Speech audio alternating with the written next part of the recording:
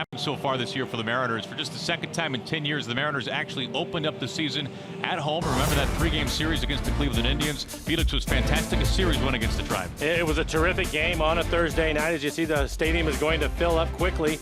But then a rare off day on a Friday. They did that as part of the scheduling, and then a day game on Saturday and another day game on Sunday. So a little bit different homestand, but it was great to open up at Safeco. The Mariners would then have Monday off. They'd fly down the coast, and right away out of the gates, 3 games into things, interleague play, beautiful AT Park, a 2-game series against the Giants. And another opener for them, so you have to get out on the field a little bit earlier. Again, scheduling a little bit different for the Mariners. Not the typical routine that they're going to get into, but it was another nice opener down in San Francisco.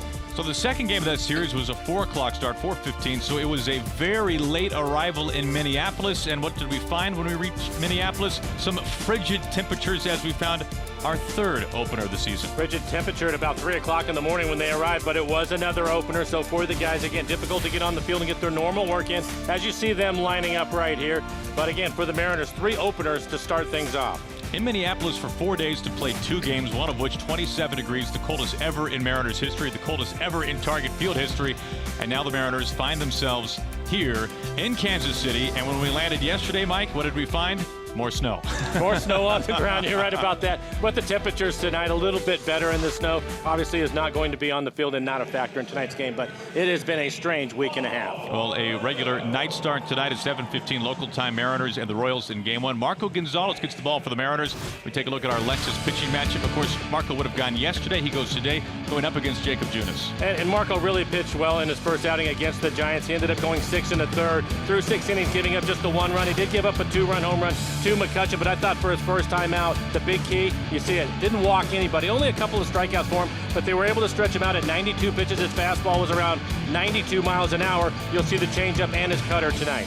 Well, how about Jacob Junis? This is a guy, not a household name by any stretch of the imagination. The Mariners saw him last year, and since August 1st of last season, Mike, he's been fantastic. Yeah, and you look at these numbers right here. What does that tell you? That tells you he throws a lot of strikes. Sinker ball pitcher with the slider. His fastball, again, will be in the low 90s. He will throw his slider about 30% of the time. 87 pitches in his first outing against the Tigers. Pitched well. Mariners saw him at the end of last year where he went 8 innings, gave up 1 run.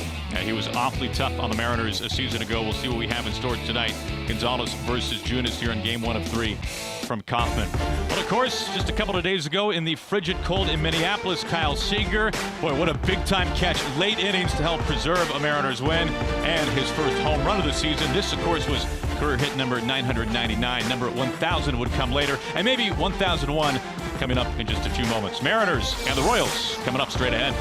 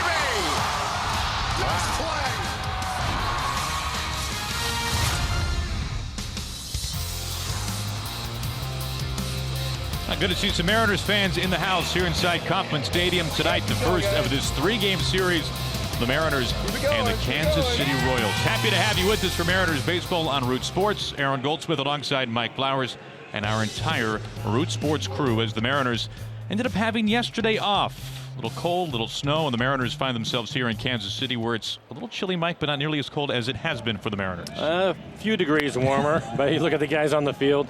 Obviously, you're going to see some stocking mass again tonight, probably in the upper 30s at game time. Now, no double hoodie for D. Gordon today, so step in the right direction. He flares the second pitch of the game out to John Jay. Bundled up in left field for out number one quickly.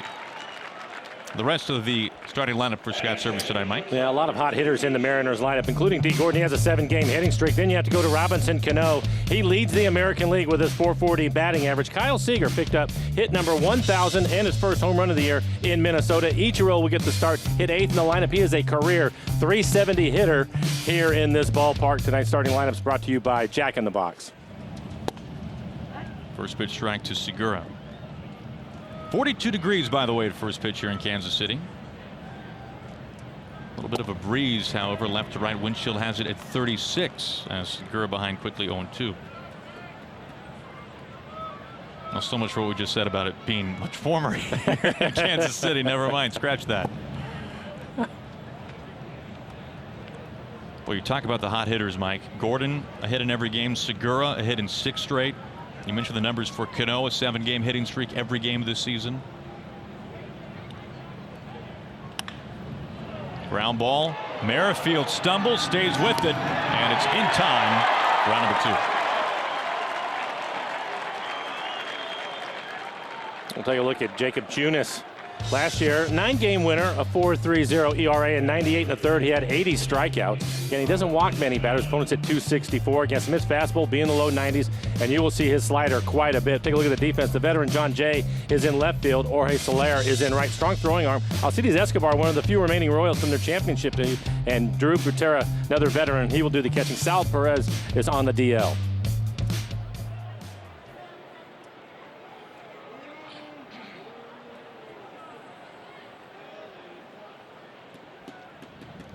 Robbie's showing bunt there, looking at strike one. It's one of the few times that we've seen the shift on with Cano hitting. Typically, he will use the entire field. It's rare to see that type of defense against him, but he noticed it right away.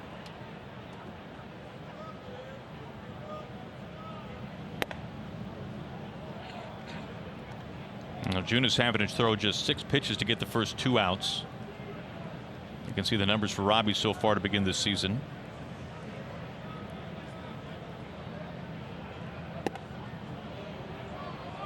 I know it's early, Mike, and the Mariners have obviously played fewer games than anyone because of all the snow outs and cold outs and whatever you might want to call them. But for Robbie, this is about as quiet of a 400 hitting start as you can have to a season, isn't it? It has been, but he's been using the entire field to go out to left field this time, a routine fly ball, but he has really swung the bat well to begin the season.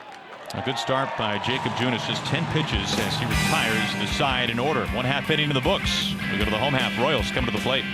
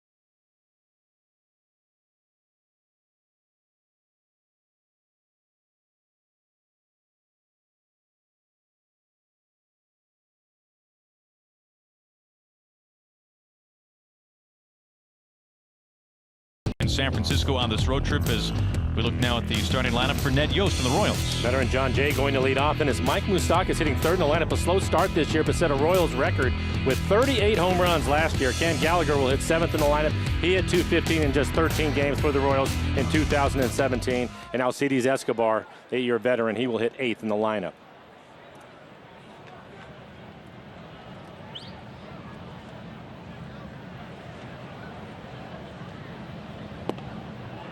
Jay looks at ball one. Now for Marco, 6 1/3, Mike. No walks, a couple of strikeouts against the Giants in San Francisco. We saw the cutter, we saw the changeup, all the good stuff that Marco has to offer. I thought the big key to it was the first inning. In spring training, his last few outings, he struggled a little bit in the first inning, but he really settled in quickly against the Giants, was able to command the strike zone with his fastball and his cutter, eventually able to get to the changeup, his best off-speed pitch.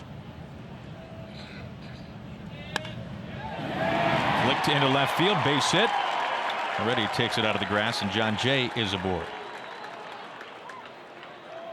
Well, as I mentioned with Marco Gonzalez, pitched well in his first outing. We take a look at his numbers from last year with St. Louis and Seattle.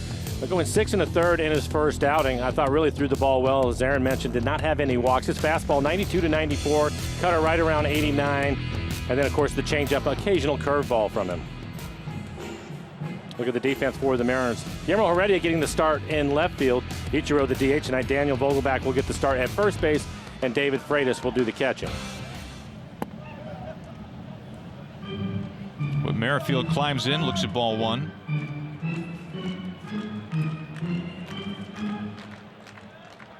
Merrifield coming off a fantastic year last season. He's been playing all over the place for the Royals already this year, but at second base tonight.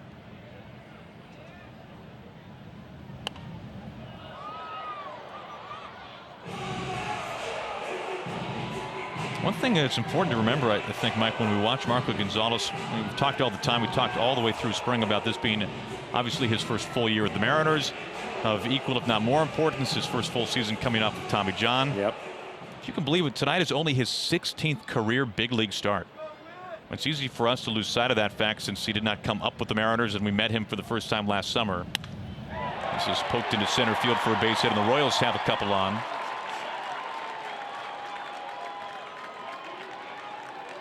Go back to his last start and look at how his velocity was inning by inning against the Giants. When you take a look at it again, right around 92 miles an hour. At times he will top out at 94, but very consistent fastball in his first outing, even in the 7th inning. I think the other thing with Marco, he's 25 years old, Aaron, and to your point, coming back from a lot of different things, you forget about that at times, because if you start to break him down, it seems that he's been around forever, Sure. but that has not been the case. And if you talk to Marco, he has a certain level of maturity with him. That's true. That yes. you don't think of a guy who's made less than 20 big league starts when you talk to him. Well, 2 on right away for a pretty dangerous hitter off to a bit of a sluggish start in Moustakas. Good look at his breaking ball for a strike right on the outside corner. For the Royals, shouldn't be much of a surprise, putting some pressure on Marco. In the first inning this year, they're hitting .360 and have scored 8 runs in the first inning. After that, hitting just .185.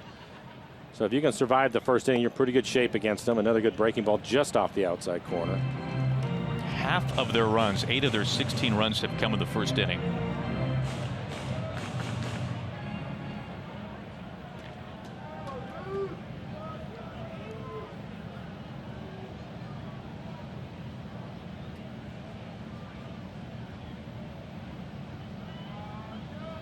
The 1-1. The Royals come into this game hitting just .205 as a team. Runners in scoring position just .176, so they've really had their struggles. Ned Yost, the winningest manager in Kansas City Royals history.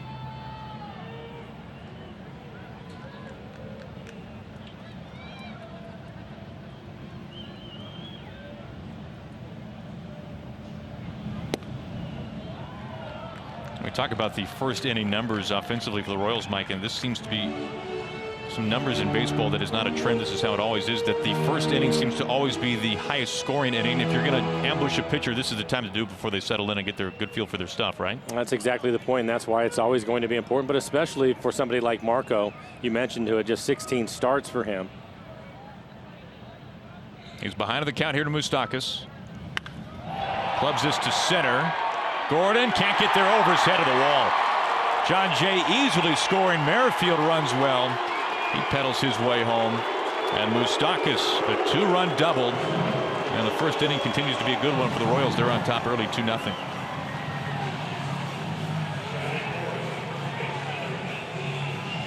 Well, he gets into a hitter's count and gets a fastball up out over the plate. Just drops the barrel on it.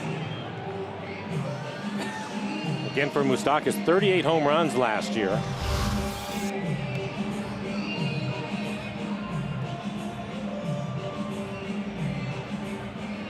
And Marco Gonzalez still looking for his first out.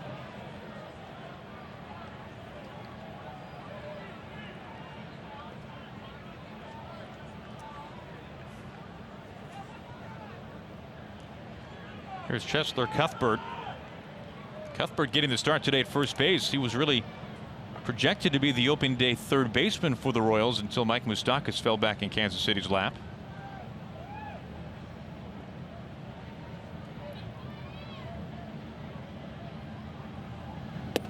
Goes after the first pitch, a swinging strike.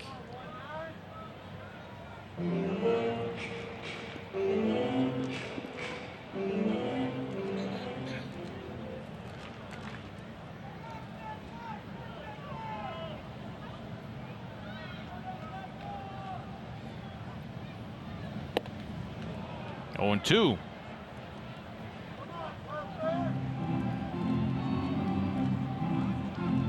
Early August of last year, Marco getting a start here at Kauffman Stadium against the Royals. Not a good day for Gonzalez, but I think it's fair to say he's a much different pitcher today than he was last August. And it might not seem like that long of a time ago, but you think about the recovery from Tommy John, and last year, his first year pitching after Tommy John, and that's quite a transition, as we all know. And we talked about it with Marco last year. You saw the numbers game in August, but in September he really threw the ball well. And in fact, his fastball, he was topping out at 94 miles an hour. And I think he drew a lot of confidence from that, talking to him over the winter and into spring training. He feels that he belongs there, and because he's healthy, he's been able to use his cut fastball, which is what we saw in the spring for the first time. We never saw that pitch last year. Of course, to the right-handers, that will open up the outer half of the plate for the good changeup that he has.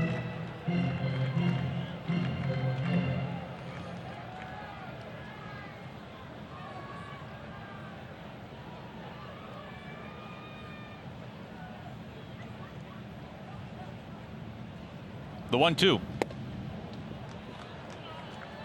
Evens it up, 2 balls and 2 strikes.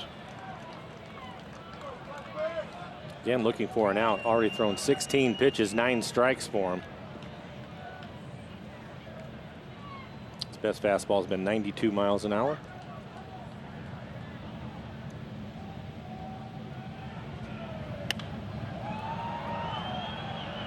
Haniger chasing over into foul territory by the tarp, and a foul ball.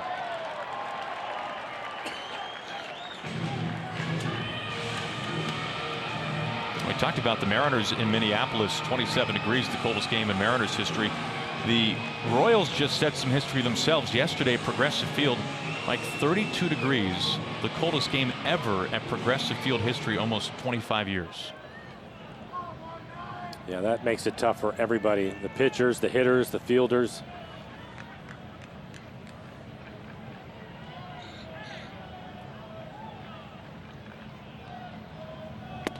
Full count.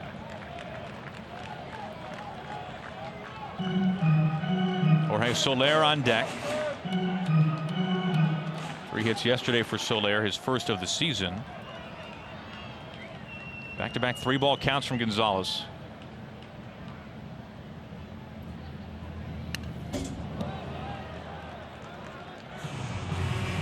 This will be at least a 9-pitch at bat for Cuthbert.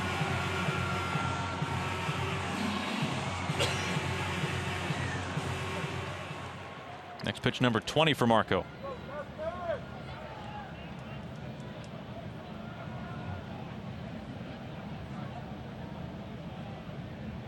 Another 3-2. And another foul ball. He was able to get away with a changeup, left it up and in the middle of the plate, outer half. But a changeup up in the zone, not a good idea.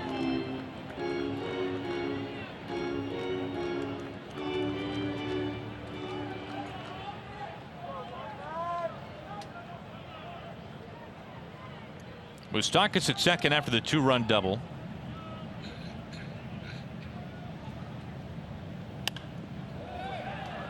That's a better fastball at the bottom of the strike zone, but 10 pitches so far in this at bat. This is not something you want to see in the first inning. Cool evening. 21 pitches so far.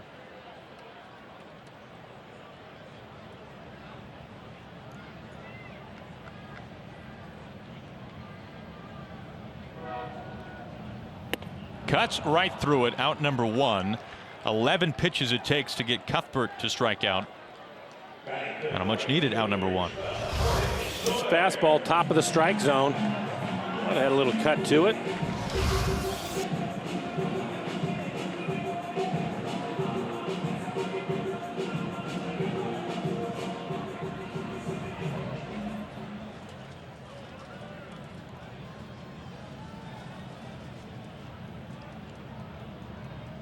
Here is Soler.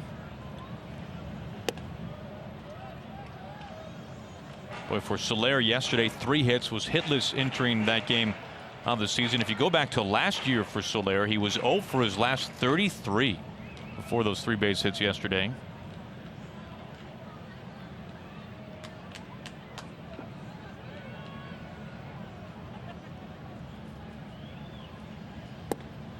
One and one. His best changeup. You can see the location down and away from him. Has a little run to it. You can run it off the outside corner, but the big key is just keep it down in the zone. Now, Robbie doesn't even have to put his glove in front of his face today to cover up what he's saying.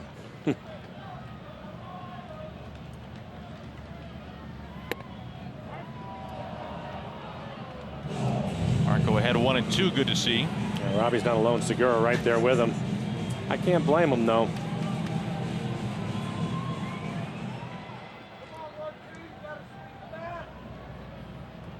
Now 25 pitches for Marco. Still has Moustakas at second. Here comes his 1-2.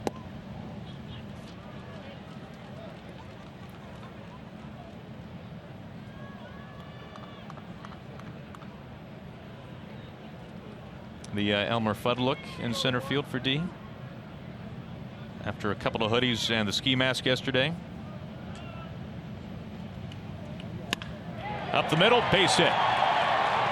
Gordon charging. Moustakas gets the stop sign. It's bobbled. And Moustakas able to score on an error by D. Gordon in center field. It's now 3-0 Royals.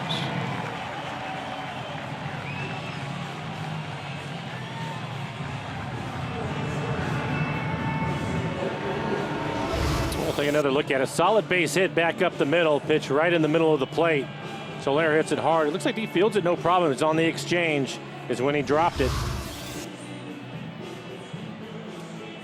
Of course, D trying to make the play. He didn't realize that they'd already stopped Moustakas at third base. Once the ball was dropped, he was able to run home. Mel Stottlemyre Jr. out to the mound.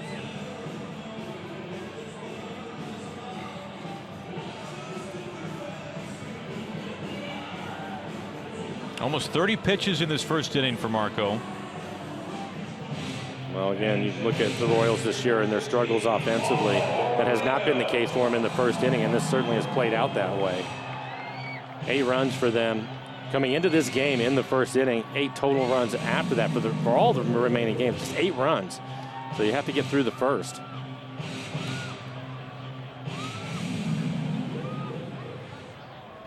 One out, 1 on for Paulo Orlando.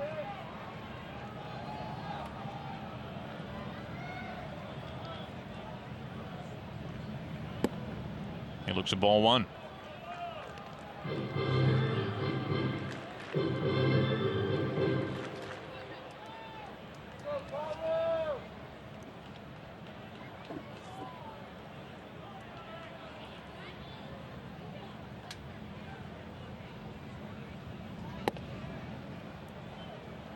Well, not to get too far ahead of ourselves, but as we see Gonzalez now at nearly 30 pitches It's a 9-man bullpen for the Mariners now. Chase and Bradford were called from Tacoma.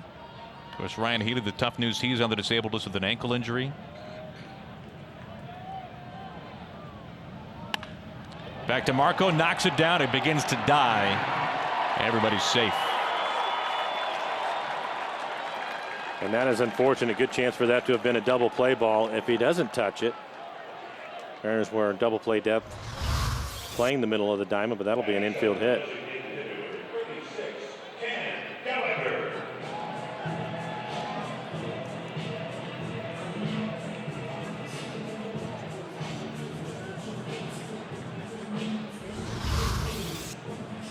First and second for the Royals. Here's Cam Gallagher, the DH tonight for Kansas City.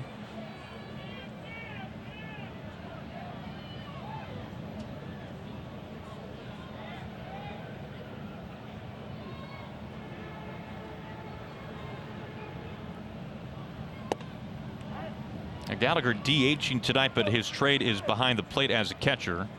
So here you have Freitas catching tonight for the Mariners. Gallagher DHing, but on some nights catching for the Royals. So these are two guys who would have begun the season with their AAA clubs. Of course, the big news for the Royals, right on the eve of opening day, Salvador Perez with the MCL injury. And Perez will still be out for a couple of weeks for Ned Yost and the Royals. And it looks like Casey Lawrence starting to get loose in the pen, with Gonzalez up to 32 pitches now, still just one out.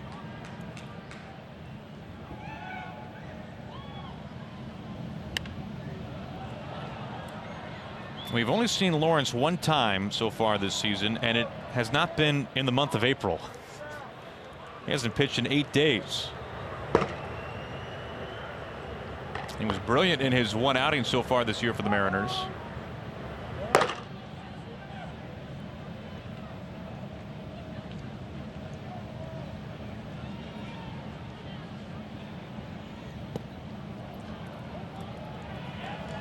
Freitas tracks it down.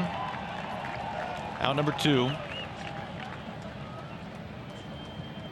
Both outs coming on strikeouts for Marco. And now Soler in at third base. And Orlando with all kinds of speed now at second. Escobar walking up to the plate. Veteran shortstop and a very aggressive hitter. He likes to hit the fastball early in counts. So Marco will have to locate.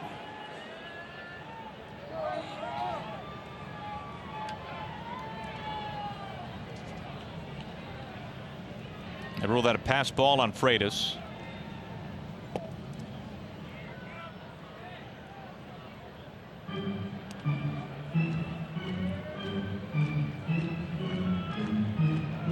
Now 35 pitches for Marco in this first inning.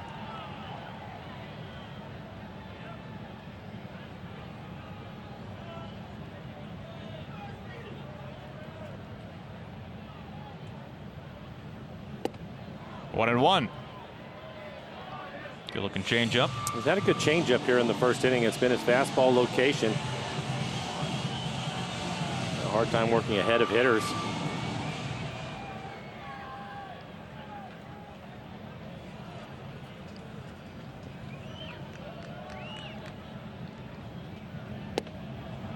Ahead 1-2, doubles up on it.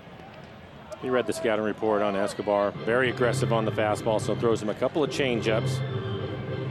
See if he can put him away.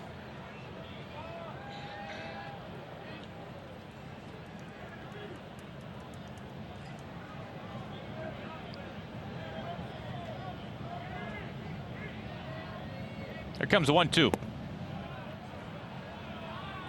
Goes back to it again. 2 balls and 2 strikes.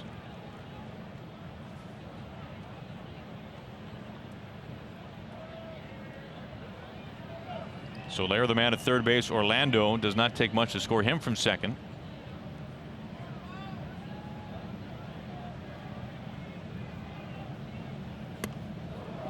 Freitas keeps that from finding the backstop.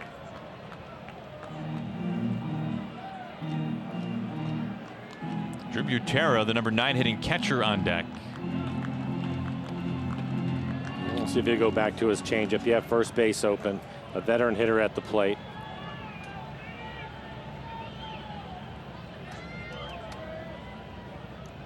The 3-2. Now the bases are loaded. Went to the changeup, didn't want to give in to him. But he'll have to make some pitches now.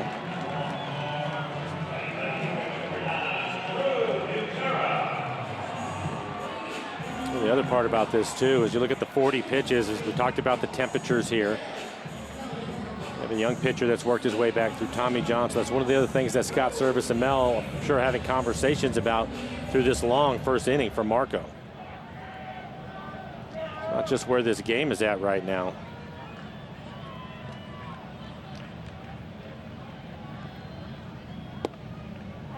Strike one to Butera. I mean, I'm not sure if anyone knows other than Scott or Mel, but you kind of get the sense, Mike, that if Butera were to reach it, that would probably be it for Marco. This will be his last hitter, I would think, yes.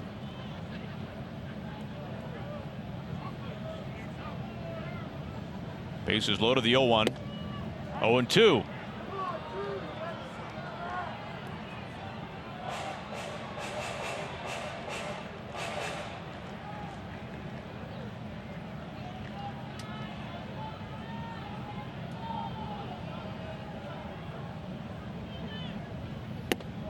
In on the hands of 43 pitch first inning. Marco Gonzalez ends up striking out the side, but takes a major hit in the pitch count category. We are through one. It's Kansas City 3, the Mariners nothing.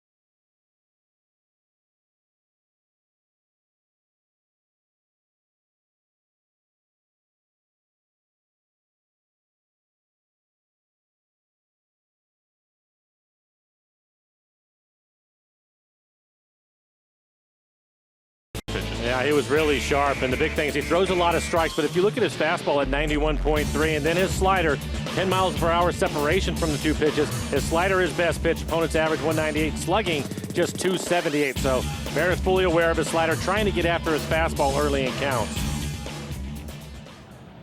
Middle third due up. Here's Haniger.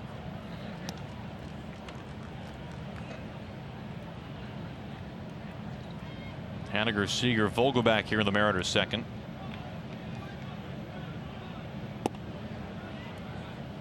Another look at Junis and what he prefers to do ahead in the count, because he's going to throw his slider more. Again, that's his best pitch. Even with the count, he'll still mix the slider in there at 27%. For the Mariners, they're going to try to get ahead in count so they can get after the fastball as Haniger hits this out to right field. Now number one, it brings up Kyle Seager. One of those difficult things, Aaron, is as an offense, and you get the scouting report and you know he's going to be around the plate, and you know it's a much better idea to try to hit his fastball. But for him, his command is really good, and if early in the game he's pitching on the edges of the plate and his fastball is sinking a little bit, you can get some quick outs too. So it's one of those things. If he's off a little bit, you can take advantage of it, but if he's on, as we're seeing right now early in this game, it's quick outs for him. One out, nobody on for Kyle Seager.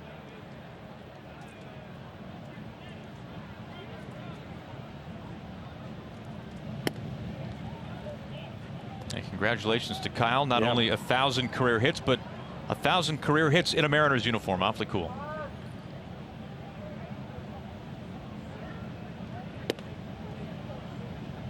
As he gets ahead 2-0.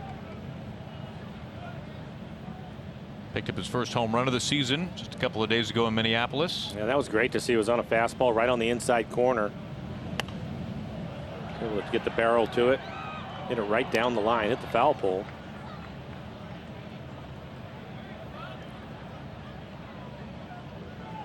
Not sure how many times a team has homered off each foul pole in a game. As Heredia went off the left field pole that same day. Soft pop up. Stock is backpedaling. 2 outs.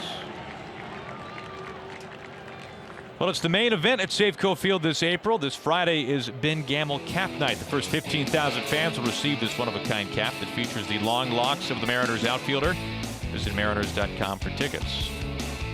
That's some good news on Ben's progression and Modesto. Things went well there.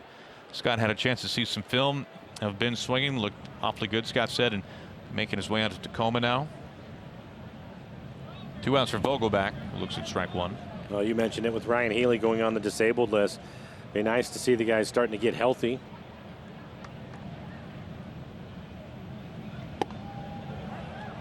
And Mike, we were saying earlier that the goal would be to play 500 baseball with 3 of the Mariners starting 9 out. Now 4 of the Mariners starting 9 out. Because the goal is still play 500. Gets a little tougher. This goes foul. Well, it gets tougher, but it's what you have to do, and it's going to come down to the pitching, of course, and they will lean on their bullpen. You mentioned it, that they have an extra guy out there now because Healy went on the disabled list, so that'll be a big part of it. But you have these other guys here, Daniel Vogelback, one of them. They're going to have to contribute, and then you'll have to really lean on Cano, Haniger, Seager, the guys in the middle of the lineup. But I think they can manufacture runs, especially with Gordon and Segura the way they've been playing. I think that's hit him in the back on his knee. But I think they can manufacture some runs too. And this is something that Marco Gonzalez needed. He needs somebody to get on base, give him a little bit more time in the dugout after throwing 43 pitches in the bottom of the first. Looked like a slider ended up getting away from Junis. It is the slider. As you take a look at our Primera Supermo, hit him on the shin.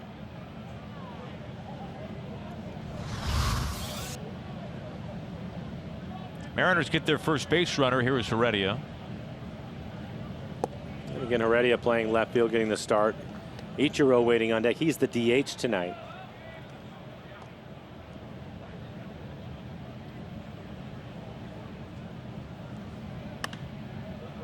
Shot foul, 1-1.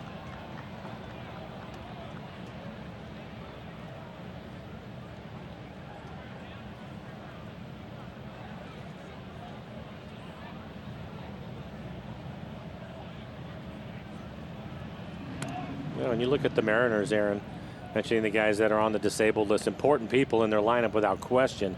It'll be great to have them back. But the good news is the guys at the top of the lineup, in the middle of the order, especially with the way Kyle is starting to come around, they're all swinging the bats extremely well. They're scoring runs. And to right field, Soler is there to make the catch. Round number 3. A man is left. We're through an inning and a half. Royals have the lead.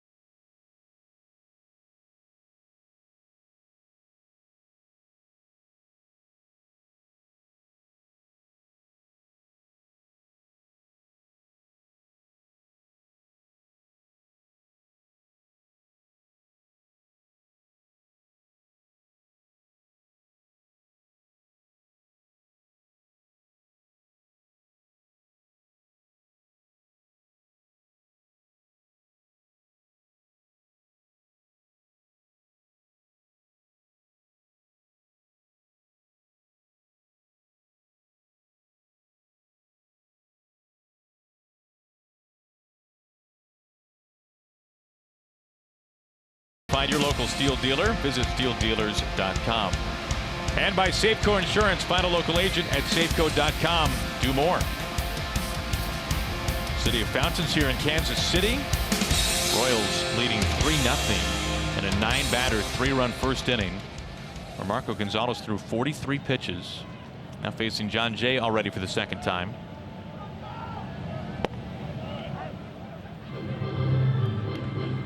I'm sure that Mel, talking to Marco in between innings, you have to realize something for Marco. He needs to settle down. Again, for the Kansas City Royals, they've had their struggles swinging the bats, but when they've done their damage, it's been in the first inning. He survived that. Had to throw a lot of pitches, but he only gave up the 3 runs. And the other part about it is the Mariners have been swinging the bats. Well, they can get those 3 runs back if he stops things right now.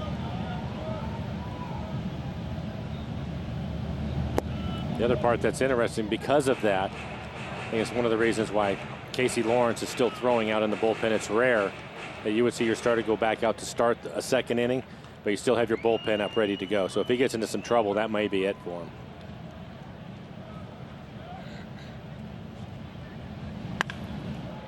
Cano, low pick, squares to first for out number 1.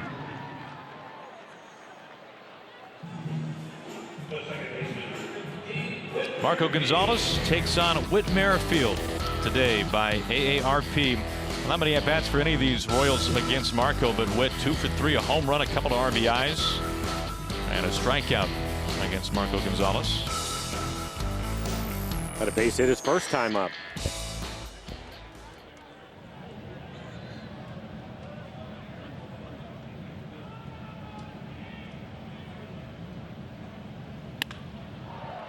Low pick once again by Robbie down to his knees. Able to catch that on the fly somehow.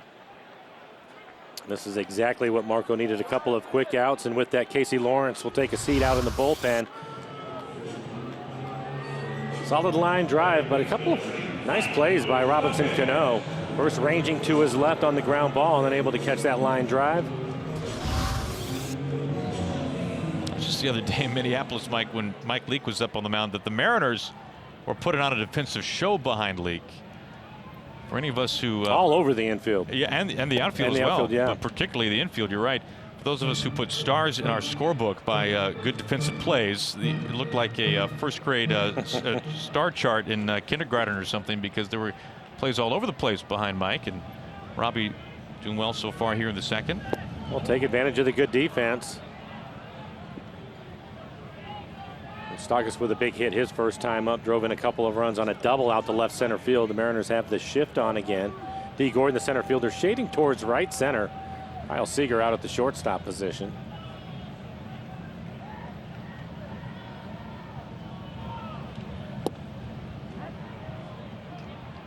Good location there by Marco, 1 and 2.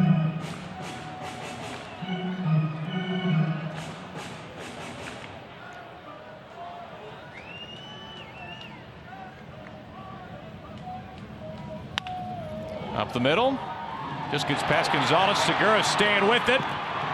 In time for the out as Moustakas takes a tumble. Now Marco gets that 1-2-3 inning just barely. Close play at first base. Off the heel of Segura. Throws a strike, and I'm not sure if Moustakas, he ended up kicking his foot, and that's when he lost his balance. Take another look at it. It looks like he beat that out. And they're going to take a look at it.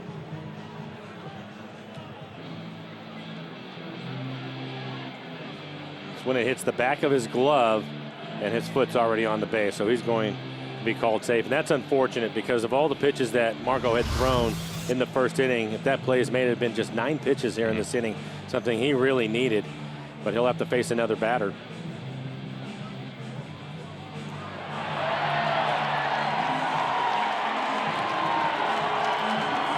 Did not take long as expected.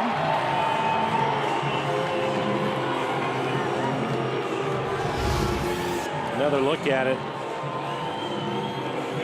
Clearly beats it. That'll be an E6. It's already the second error today for the Mariners in as many innings.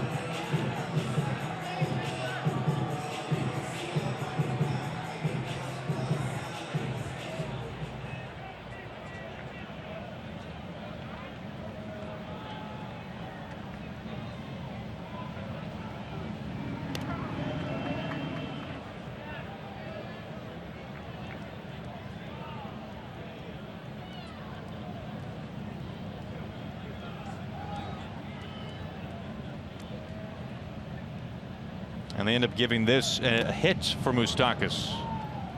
I have a feeling they'll change that. The other error was by D. Gordon in the first.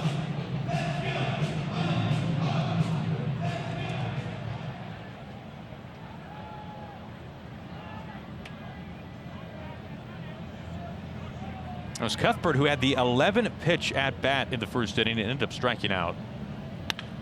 Line drive, and Segura handles this one cleanly.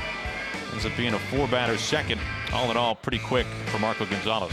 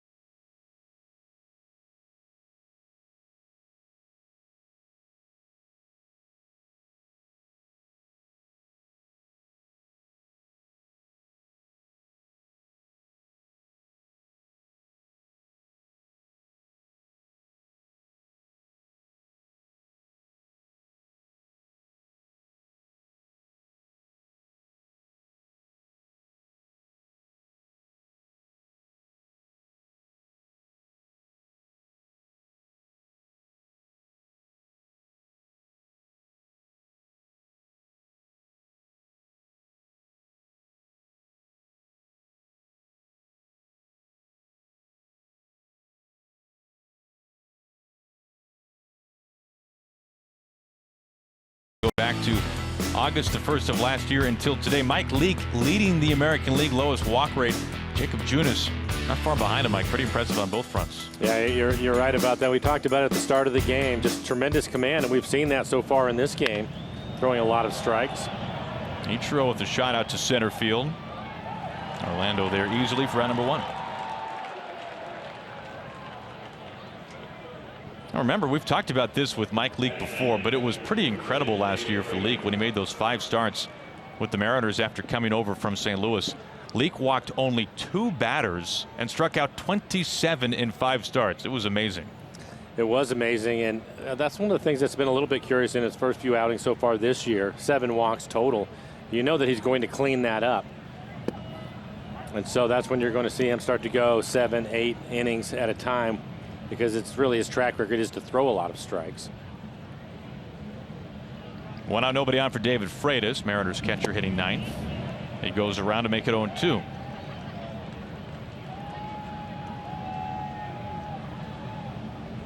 It will, and already is, awfully chilly tonight. Things get warmer the next 2 days, though. Approaching 60 degrees tomorrow, another night game, then a day game on Wednesday. It's supposed to be very windy, but temperatures in the low 70s. That's the good news.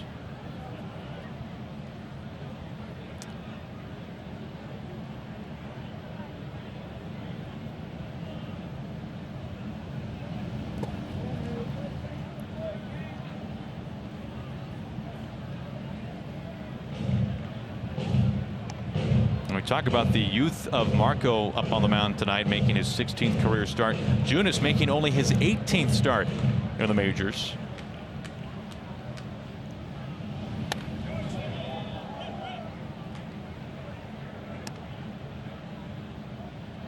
Still 2 balls and 2 strikes to Freitas.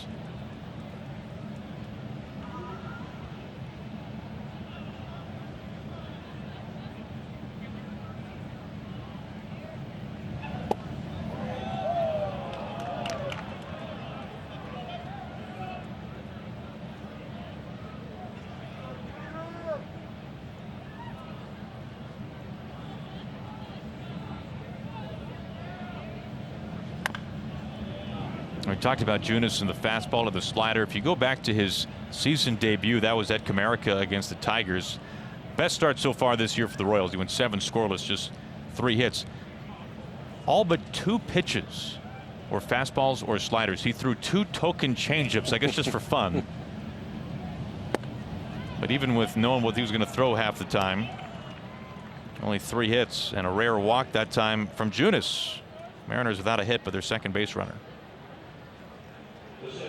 Well, it's a midday Mariner matchup at Safeco Field. Take the afternoon off work. We hope to see you at Safeco Field to catch Mariners baseball as the Mariners square off with the World Series champion Houston Astros on Thursday. That's April the 19th, 12:40 start time. Head on over to Mariners.com to pick up your tickets now. Some bundled up Mariners fans tonight in Kansas City. D. Gordon to Escobar. Merrifield on to first base in time for the double play to suddenly end the inning. We go to the bottom of the 3rd.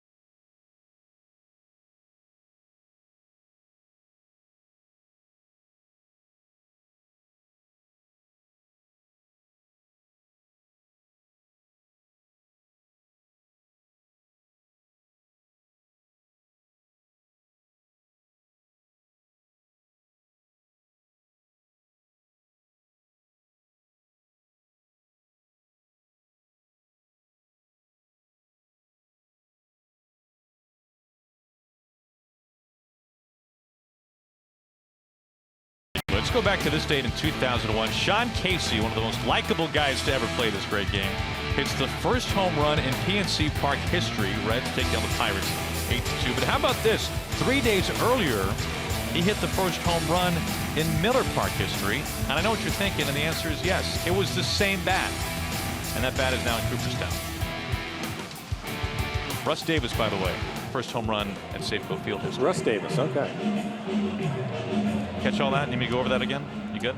No, I picked it up. Yeah, Casey, couple home runs, new ballpark, same bat. Cooperstown. Yeah, Hall of Fame, got it. Well, here we go. Bottom of the 3rd.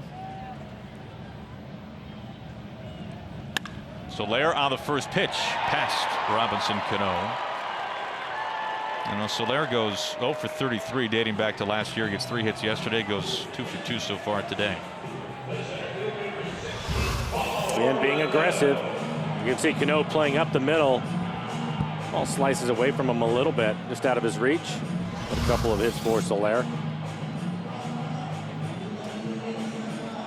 You know, to go back to that second real quick for Marco, 12 pitches, Mike. We know that it could have been shorter than that had Moustakas been ruled out. It was overturned, as we all saw, but still 12 pitches compared to 43 in the first. Yeah, and so you hope that he has settled down. See if he can get a ground ball right here, maybe get a double play ball. Orlando runs well. It'll be difficult to double him up, but better command of the strike zone, which was good to see.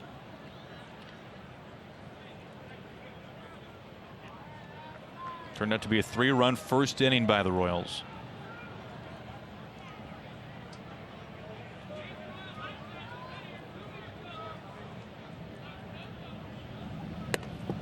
Freitas saves another from the backstop. It's 2-0. Well, that was going to be a curveball, just slipped out of his hand.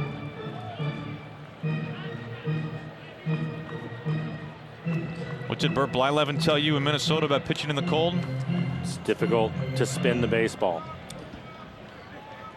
And we just happened to have a baseball in the booth with us, and it was quite a bit warmer there than even on the field, but you could still see how the difference, the texture of the baseball is, especially the leather part of it. So it makes it tough. That's why for myself, I like that Marco. He has the cut fastball, which is easier to throw, and the changeup, which is fine. 2-1.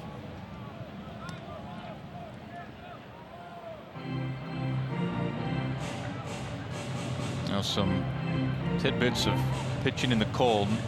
Fastball slows down a little bit. Breaking ball, more movement. If you can spin it. If you can defy the elements. Yeah. Line drive into left field. Heredia having to chase this one down as Soler makes a turn, heads to third. Meanwhile, Orlando into second. Everybody's safe.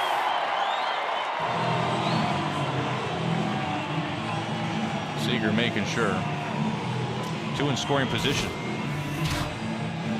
Take a look at our CenturyLink What's Next. The King up on the mound getting set for start number 3, trying to put a tough one behind him against the Giants. Eric Skoglund, a young prospect, making his season debut, if you can believe it. Only his 6th career big league start goes for Kansas City.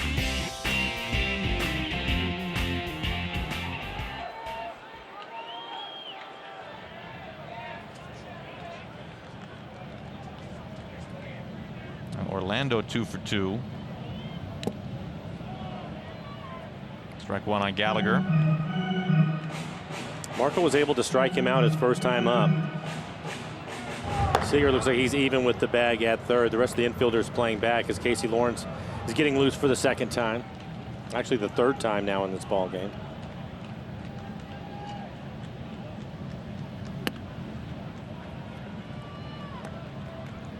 And tried to throw the breaking ball again. You can see it's just kind of rolling up there, not much bite to it. Soler at third, Orlando at second.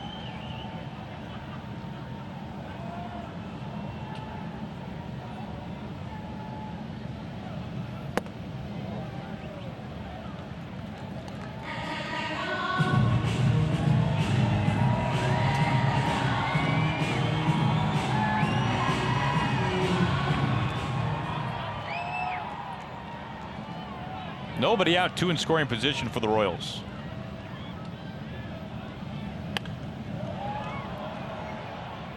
And the count levels out 2 balls and 2 strikes.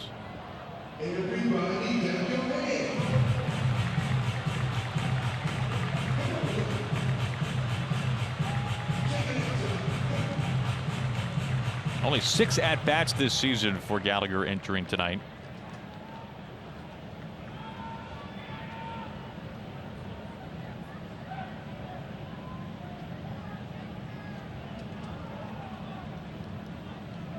Here comes a 2-2. Strike 3 called. Out number 1.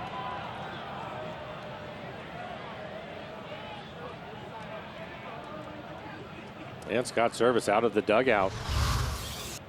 Yeah, we'll take another look at it. Pretty good fastball in the outside corner.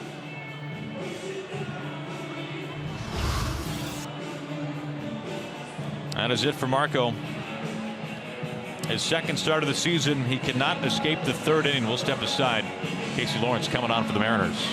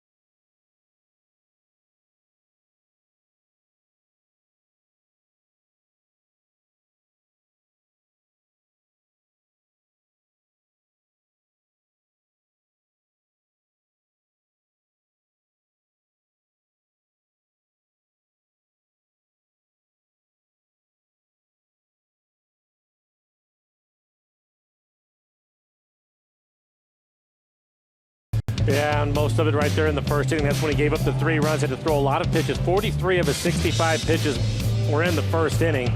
Started to settle down a little bit, but then again, here in the third, a couple of runners get on right away in scoring position, and Scott Service, after that last strikeout, decided to make a pitch change. Well, this is our Beacon Plumbing call to the pen.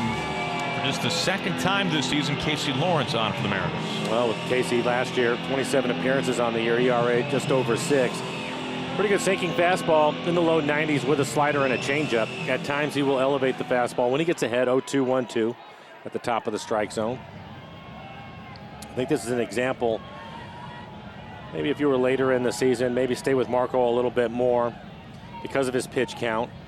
Try to get 5 innings if you can. But at this point, you mentioned it, Casey pitched in the homestand, hasn't pitched since then. And I think for Scott, he understands that the guys can swing the bats and get back in this ball game, but they have to stop where the runs are right now at 3. So go to Casey and the rest of the bullpen. They've had a lot of days off, including yesterday. Lawrence inherits 2 base runners, both in scoring position.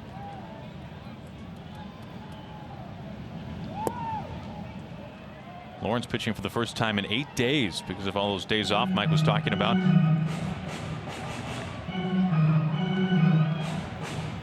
Marco, Sure. a fantastic start to begin the season, but tonight not getting out of the third. Yeah, disappointed.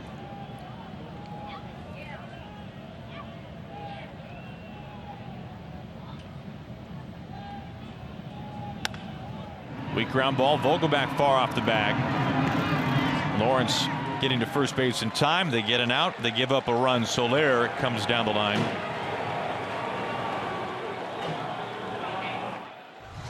Well, just a routine ground ball. Pretty good pitch right off the end of the bat. We talked about Escobar and how aggressive he is. Vogelback getting the start at first. Easy play.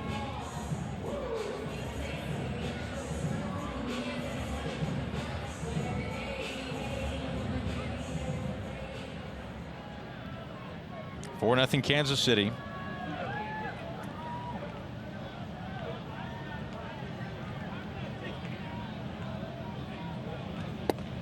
Strike one to Butera. And Lawrence was just spectacular in his season debut. He pitched in back of Paxton, who could not get out of the 5th in his first start. Lawrence did not give up a base runner over 2 2/3 scoreless. 0-2.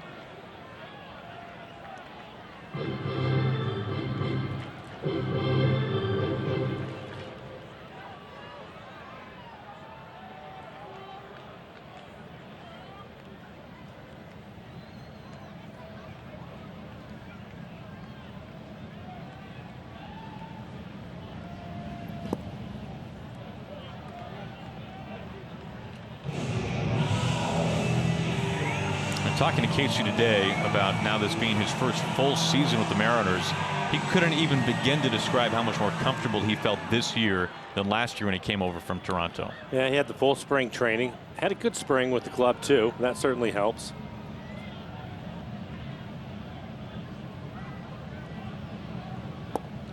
Well, that's 3 sliders in a row. No surprise against right-handed hitters. He will throw his slider 53% of the time.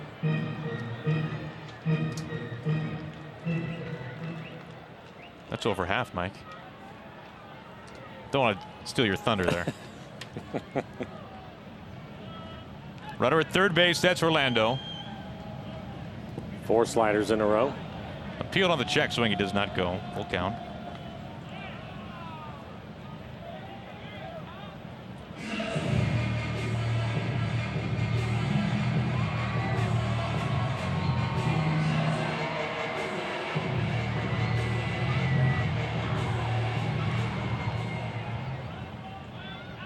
Orlando reached on the double, now 90 feet from home. It's a full count with 2 outs to Butera.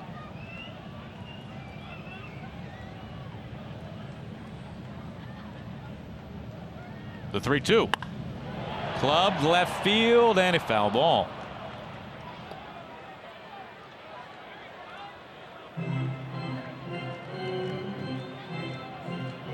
It was Butera who caught the final strike in Game 5 of the Royals World Series Championship. He has since given that ball to the Royals for the Royals Hall of Fame.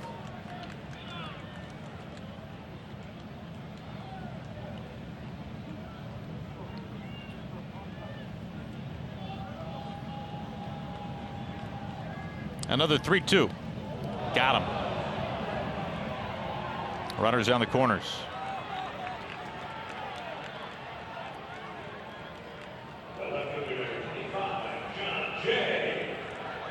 Now it's the third inning, and leadoff hitter John Jay is about to hit for the third time as Mel comes out for a quick visit.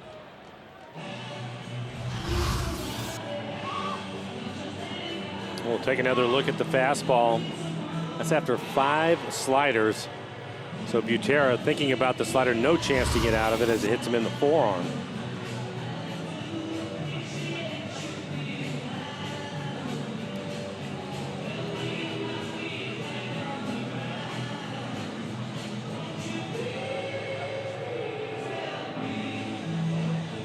John Jay, one of a number of Royals players to sign during spring training. Made things a surprise kind of interesting for Ned Yost in Kansas City as their roster developed over the course of spring training, like a number of teams did because of the odd offseason that it was.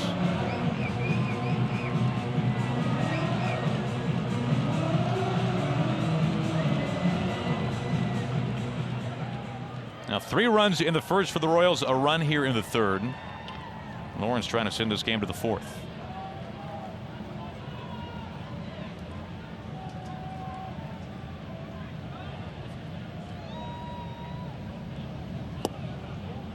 Misses with the first pitch. Did not miss by much, though.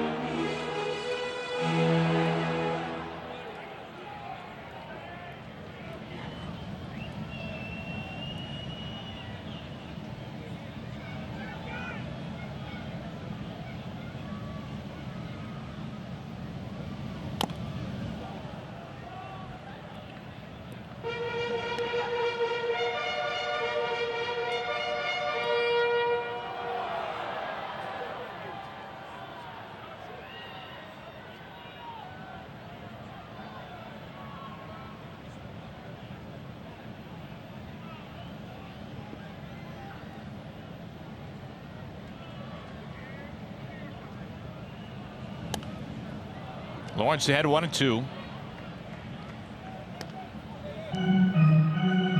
Everybody trying to stay warm tonight.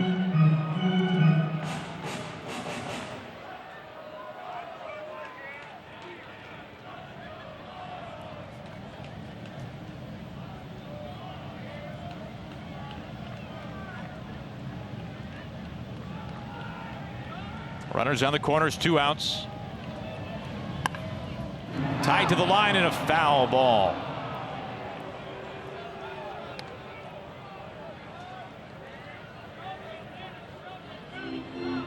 Well, that was interesting. Watching Butera at first base, he looked as if he was going to go. He took a couple of steps towards second when Casey was still in a set position. And I doubt that Freitas will throw down to second base with Orlando at third because of his overall speed at third base. It'd be difficult to even cut that ball off and get it back to home in time. So we'll see if he throws down if Butera takes off. There he goes. Swing and a miss for strike 3 to get Lawrence and the Mariners out of the third. A run does score, though, for Kansas City. They lead at 4-0.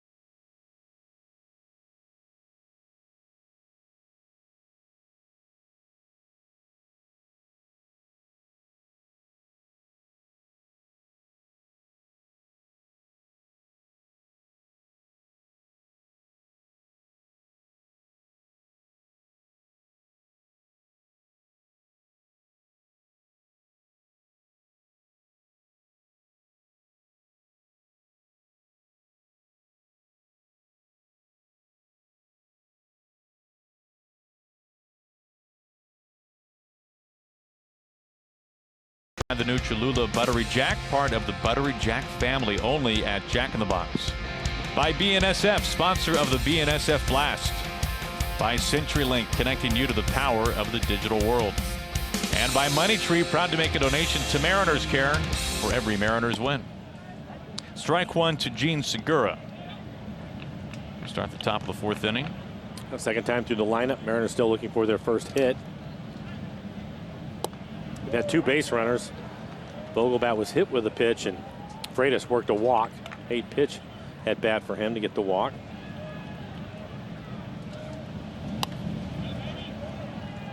Still 0-2.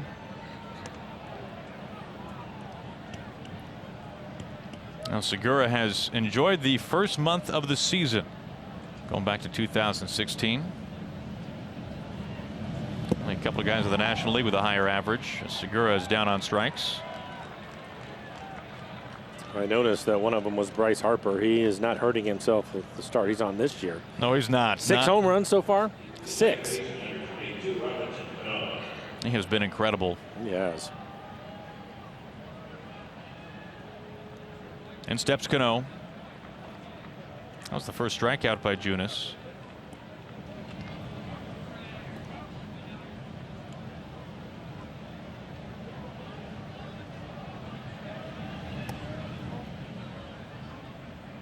Robbie flew out to left field to end the first inning.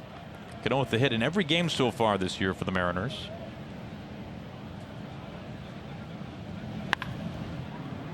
Pulls this foul.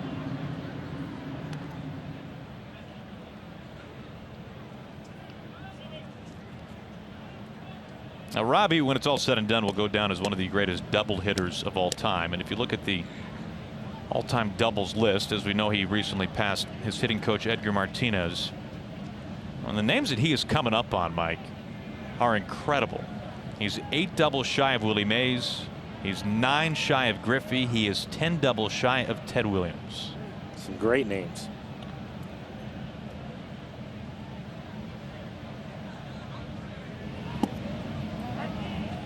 Ball to 2 strikes. Robbie doesn't agree.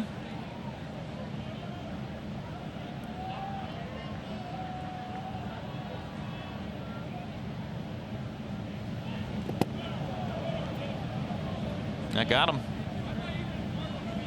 Hit him with another slider. Butera disagreeing with the call, but Robbie heading to first. Second hit batter for Junis. Both of them on the slider. Couple left-handed hitters. Vogelbach was hit on the shin. As you take a look at our Primera Supermo, and this one right off the toe.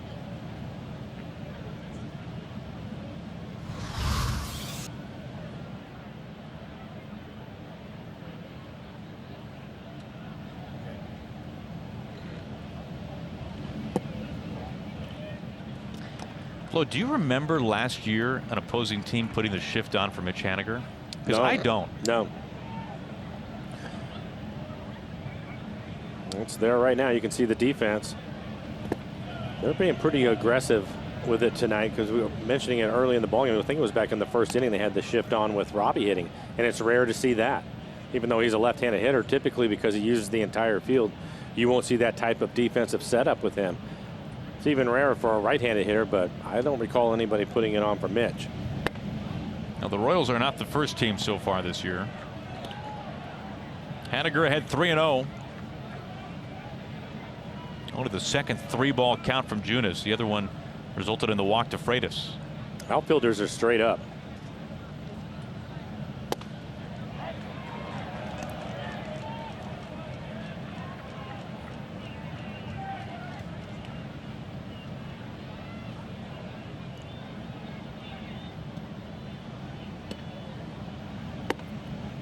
Mariners have a couple of men aboard. Hit batter, now the walk. And for Junis, that's rare. But already 2 walks and 2 hit batters here in the game. See if Kyle can pick up their first hit. Butera, the catcher, going out to the mound, have a conversation. That'll be a visit. It's funny how this game works, because with that first inning, Marco throwing over 40 pitches, a 3 spot for the Royals. They send 9 men up. The air comes out of the balloon immediately for the Mariners. And now you stack a couple of base runners. You got Kyle Seager up there, and you're one swing away from getting right back into this thing. Kyle hitting his first home run in Minnesota.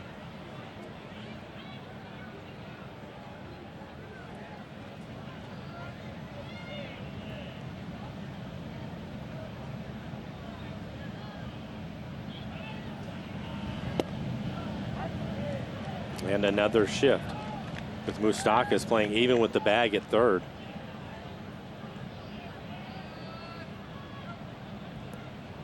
Now Seager, a quick conversation with the home plate umpire after that is ruled strike one.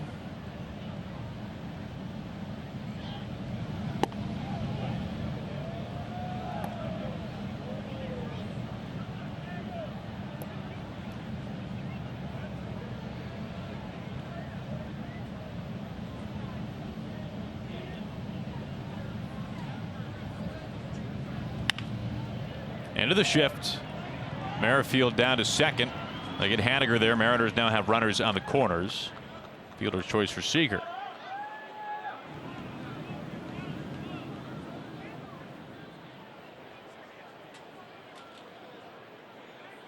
The first baseman, number 20, Daniel Vogelbach. That brings up Vogelbach.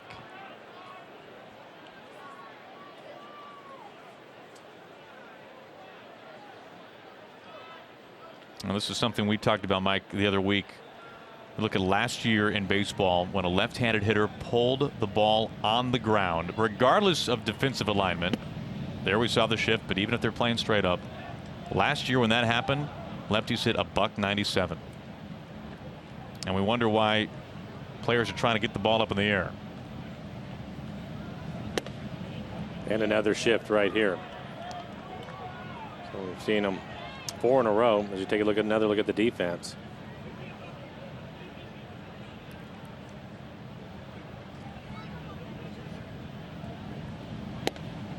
Now 3-0. And I take that back. It wasn't even a 197 batting average. That was just essentially an on-base percentage plus reaching on air, a reach base rate essentially. So not even batting average, Not just even batting getting average. on base. Yeah.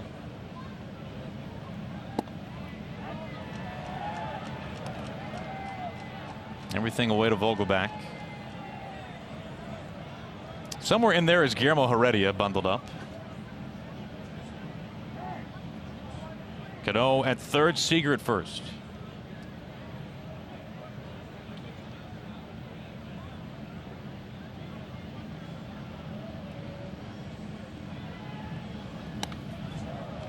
Foul back, full count. Yeah, he had a really good pitch to hit.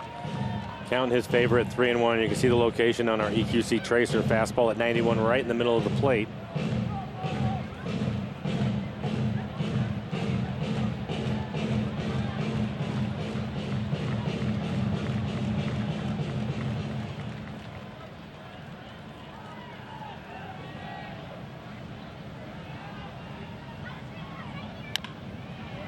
Weak chopper right back to the mound. Junis, a lob to first. Mariners can't make anything happen in the top of the fourth. We go to the home half.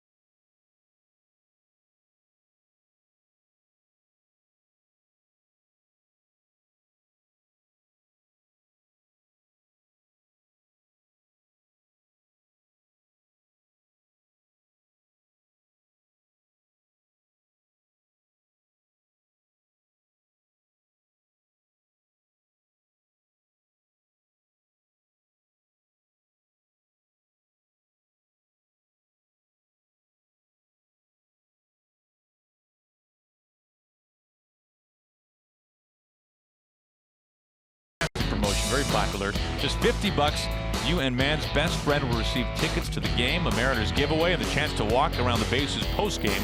Just visit mariners.com/park for tickets. Backed by ever popular demand. 4-0 Royals here in the home fourth, with Merrifield to begin things for Kansas City.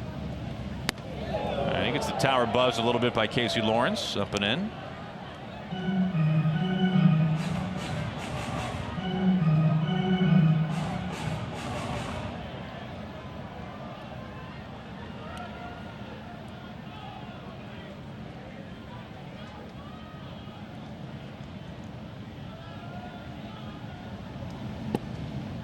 Now, Mike, if somebody would have asked you, let me preface this, I looked this up.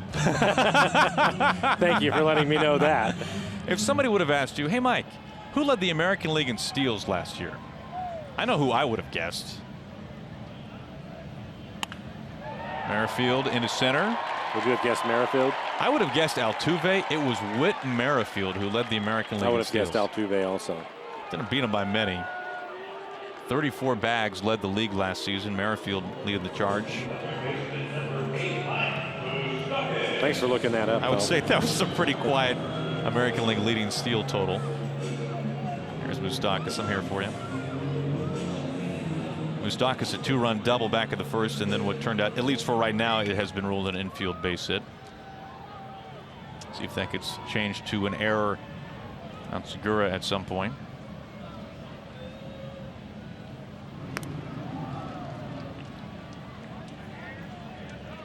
They have the shift on for him once again. And Moustakas is one of the few guys, especially power hitters, of course last year nearly 40 home runs, who has actually adjusted from time to time to the shift. So keep his eye on Merrifield once again. And has had a track record at times of going the opposite way when an opposing team puts the shift on, like the Mariners do now.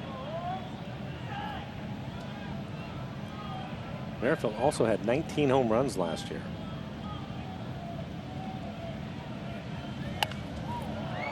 The 2020 guy is pretty uncommon these days, but one homer shy.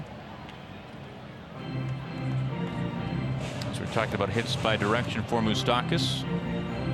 So pretty early in the season, of course. Well, that's one of the things that he changed in his approach, and again, it paid off with 38 home runs last year. But he used to be just a dead pull hitter, and because of the way the defenses were going, he decided he was going to start hitting the ball the other way and started to put together his best year.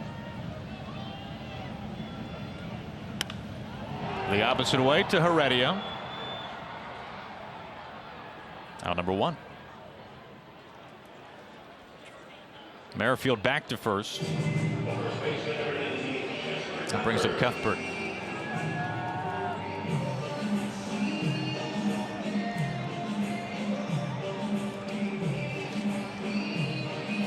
Lawrence working in long relief today. Marco Gonzalez, who went just 2 1/3, threw 43 pitches in the first inning.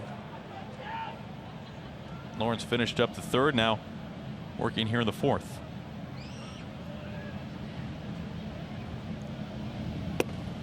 Freitas keeping an eye on Merrifield.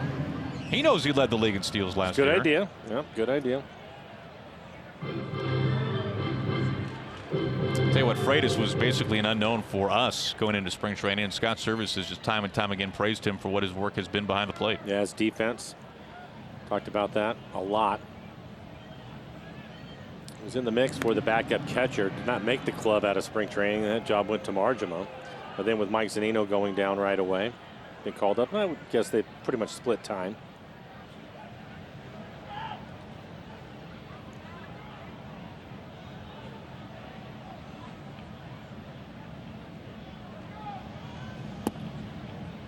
Two 2-0.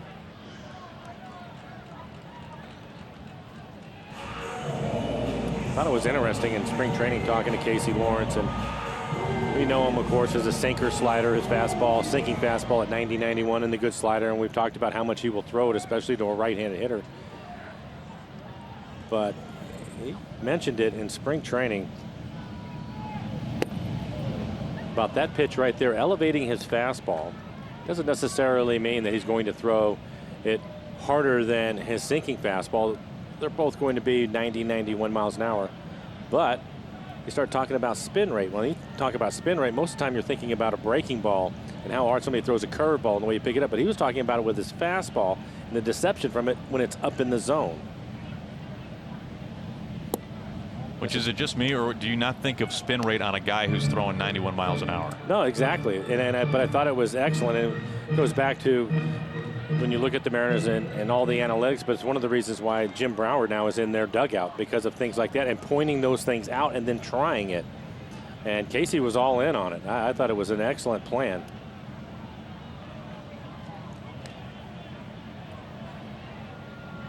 And when you talk about fastballs and velocity, and hitters will tell you this too, you can have two different pitchers, both of them throwing 94, but one of them appears to get on you faster, later swings on it. Either it's deception or the carry of the baseball through the hitting area.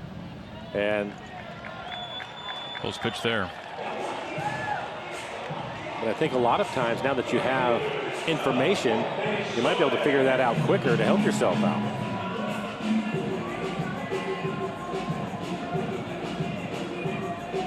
One out and 2 on for the Royals. Here is Soler. Soler already with a couple of hits.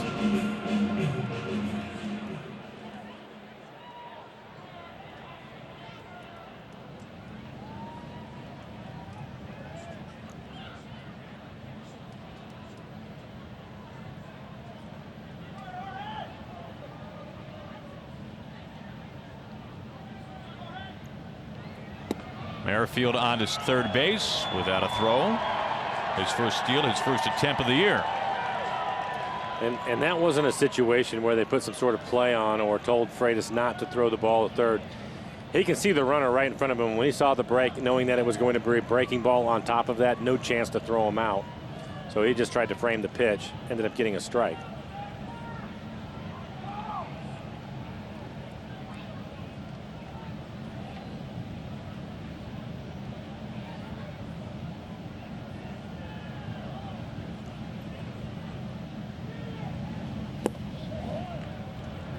Ball, a strike. Now, Casey last year, we remember him being a guy who was on his way back and forth from Tacoma to Seattle. Remember, he was a starter for the Rainiers and working long relief for the Mariners. At one point last year, a 9-inning complete game shutout, 95 pitches, throwing a Maddox. Something we don't see very much at all. Of course, anytime you can throw a complete game shutout under 100 pitches, known as a Maddox for Greg Maddox. But Casey was talking, Mike, about how he's done something different this year from last year when he was a starter. When he would come set, it would be like James Paxton, right? His chest facing the plate, go into the full windup. He would do that even when he would come up and pitch for the Mariners out of the bullpen. But this year, as we can see, with his side facing the plate, and he's really worked on the quick pitch over the offseason in spring training. The quick pitch, the bull rush, altering his delivery. Right, changing things up. He has studied Johnny Cueto. Deception. And I asked him how many times he did that in his first outing, which, as we mentioned, feels like a month ago when it was on the final day of last month. And he said to Yan Gomes, he did it 3 or 4 times in one at-bat, changing up his sequencing, his timing. Now the trick of it is having a feel for it and when to use it.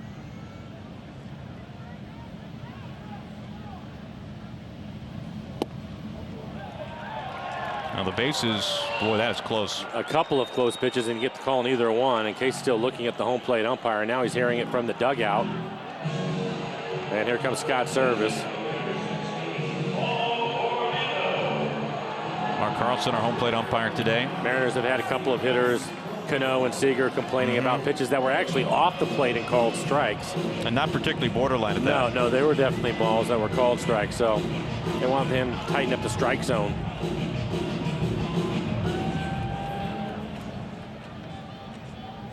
Bags packed, 1 out for Orlando. 2 for 2 today.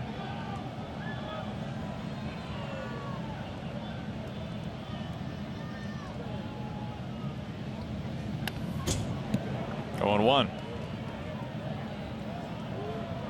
In case he wasn't nibbling with that pitch. Had to find a way to work ahead. Bases loaded. Not getting any of the borderline calls.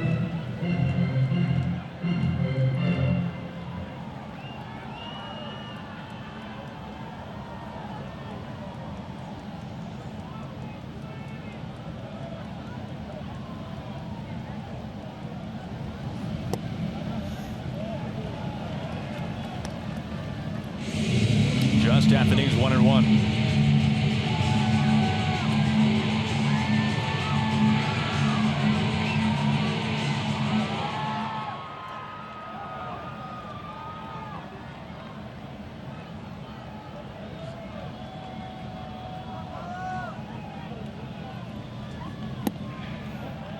Now, if you want to double up Orlando, it will take a very quick ground ball right to an infielder. It will, and that's what Casey's trying to do right now. He's trying to induce the ground ball. How do you do that? By pitching down in the strike zone, and that's what he's been doing. Unfortunately, he's not getting that call right now. So either it's with his two-seamer or the sinker or his slider, both of them down at the bottom of the zone. The 2-1. Ground ball foul, 2-2. Another fastball at the bottom of the strike zone.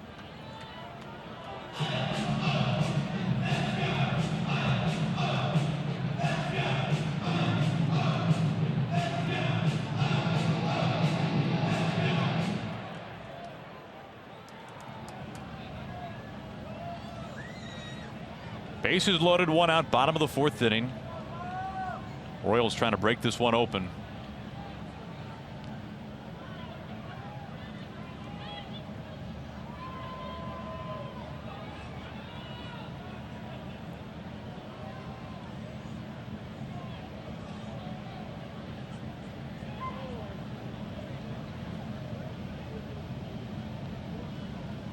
The 2-2. That is the 3rd straight 3-ball count.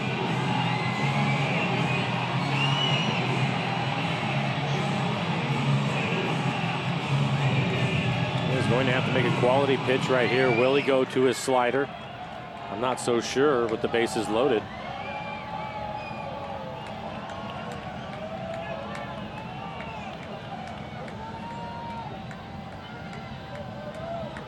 .35 pitches, 17 strikes.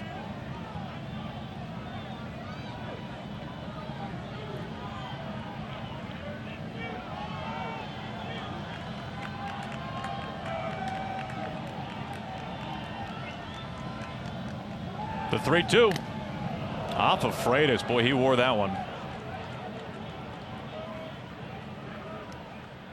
It's the first time he's pitched him inside. It was on the inside corner, so a late swing.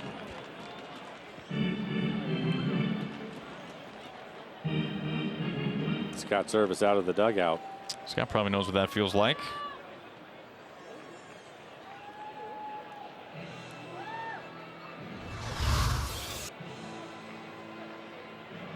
Good two-seamer running in on his hands. More collarbone and part of his neck. And Carlson too.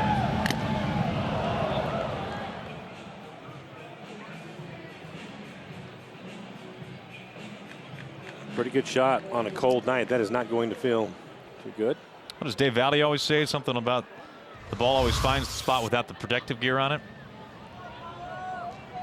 Not much there.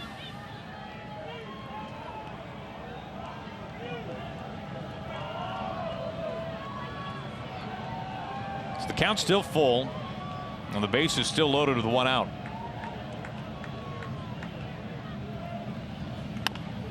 In place softly, Segura, Cano to first for no. Merrifield score. Boy, that looked like they beat it. We talked about Orlando and his overall speed. Segura was able to field it cleanly.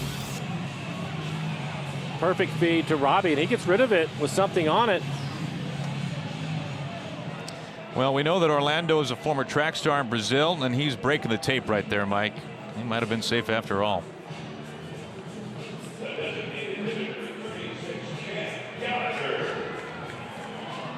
Boy, credit to Orlando. Yeah. That's a long stride. He helps get a run in and keep this inning going. Now 5-0 Kansas City.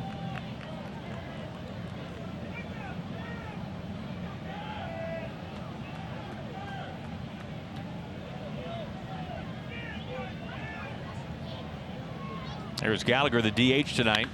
First pitch, smoked into left field. Cuthbert scoring. Orlando is just tearing through the base paths. He gets the stop sign at third base, however. Gallagher, an RBI double at 6-0 Kansas City.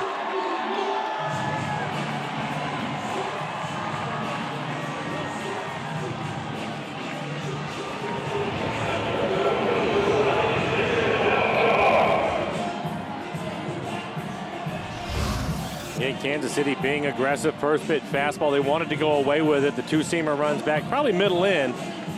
He drops the barrel on it. Solid line drive. Pretty good job by Heredia in left field to cut it off before it gets to the wall, because Orlando would have scored otherwise.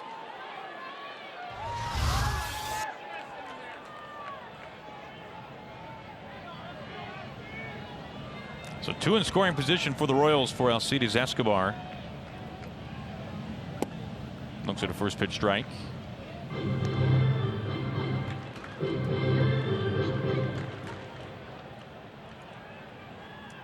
Now the Royals have scored in 3 of the first 4 innings, and heavy traffic on the base paths each time, with maybe the exception of the second.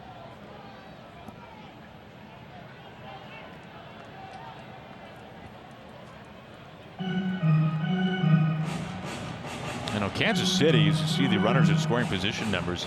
They came in tonight with 6 hits with a runner in scoring position to begin the season. They have 3 already through 3+ innings.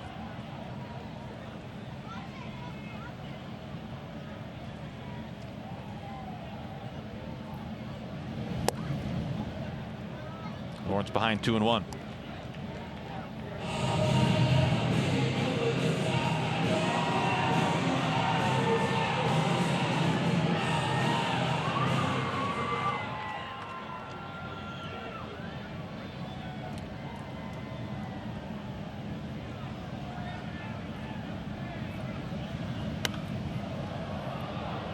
Count evens up on Escobar.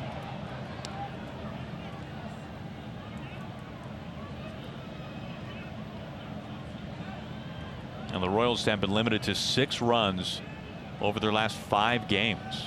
And they've got a 6 spot so far here tonight. And Casey having to throw a lot of pitches here in the inning.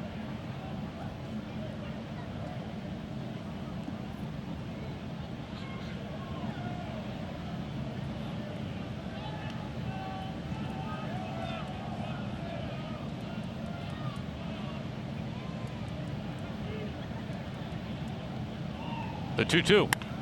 Right back to Lawrence, off of his glove. And it's been that kind of a night. 7-0 Royals. That is the second time a ground ball at the middle has gone off the pitcher's glove and turned into a base hit. Happened to Marco Gonzalez, now Casey Lawrence.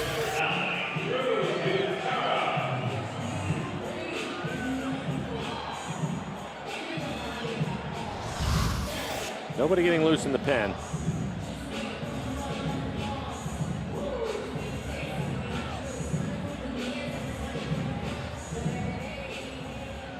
Three-run inning for the Royals. 7-0 Kansas City. Here's Butera, the catcher.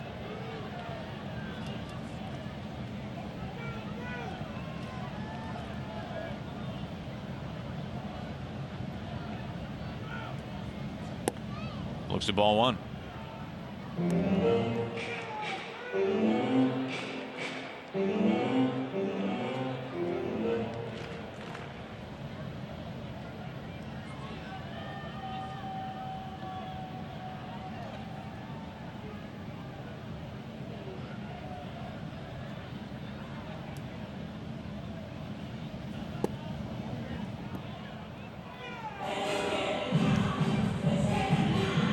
Jason Bradford just recalled today from Tacoma.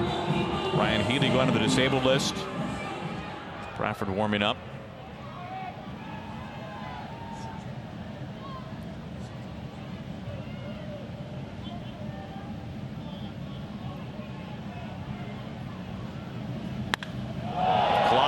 to left center field. Heredia chasing it off the wall. Gallagher scores. Escobar being waved in. He crosses home. Another 2 runs for the Royals. And Drew Butera, the number 9 hitter, makes it 9-0 Kansas City.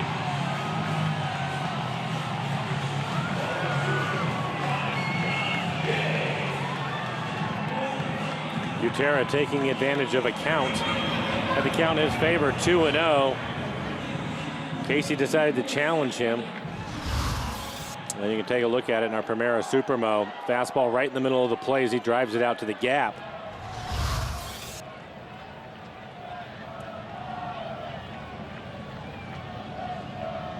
Now for the second time already tonight, the Royals send 9 men to the plate.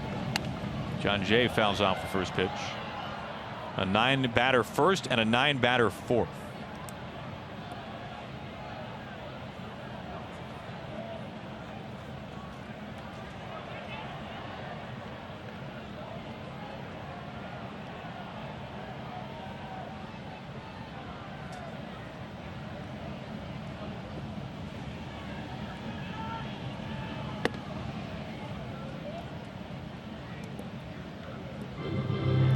We talked about all the success for the Royals in the first inning this year, where they had picked up half of their runs over the course of this young season. And entering tonight, they had scored only 5 runs from the 4th inning or beyond all year. They've now equaled that number tonight in the 4th inning.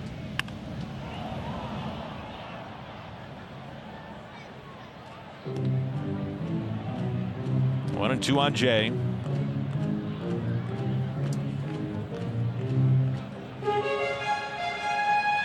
The next pitch will be 50 for Casey Lawrence. That's after Marco Gonzalez threw 64 through 2 1/3. It was a 43 first pitch inning for Marco. 2-2.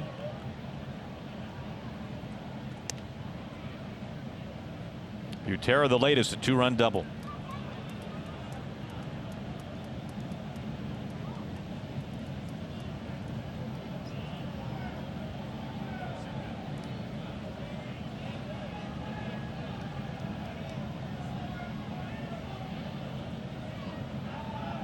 The 2-2. Full count.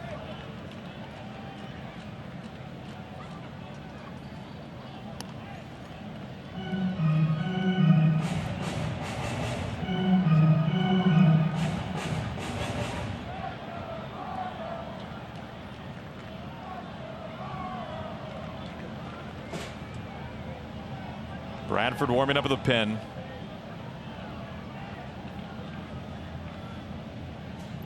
The 3-2. Haniger able to settle underneath this in right field to end the inning. A 9-batter fourth as the Royals send 5 across the plate.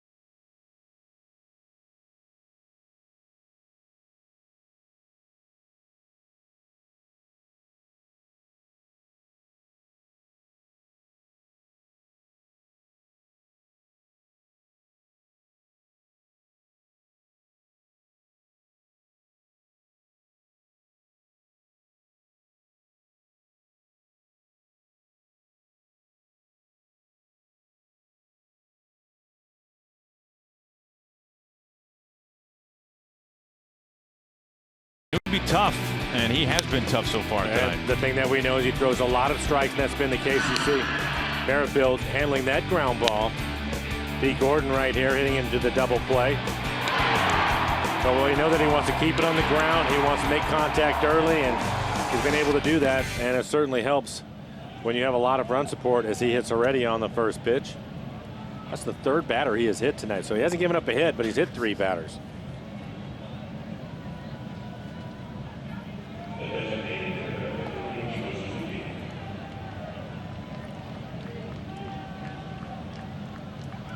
Leadoff man aboard for the first time tonight for the Mariners. Here's Ichiro. Flew out to center field on the first pitch he saw back in the third.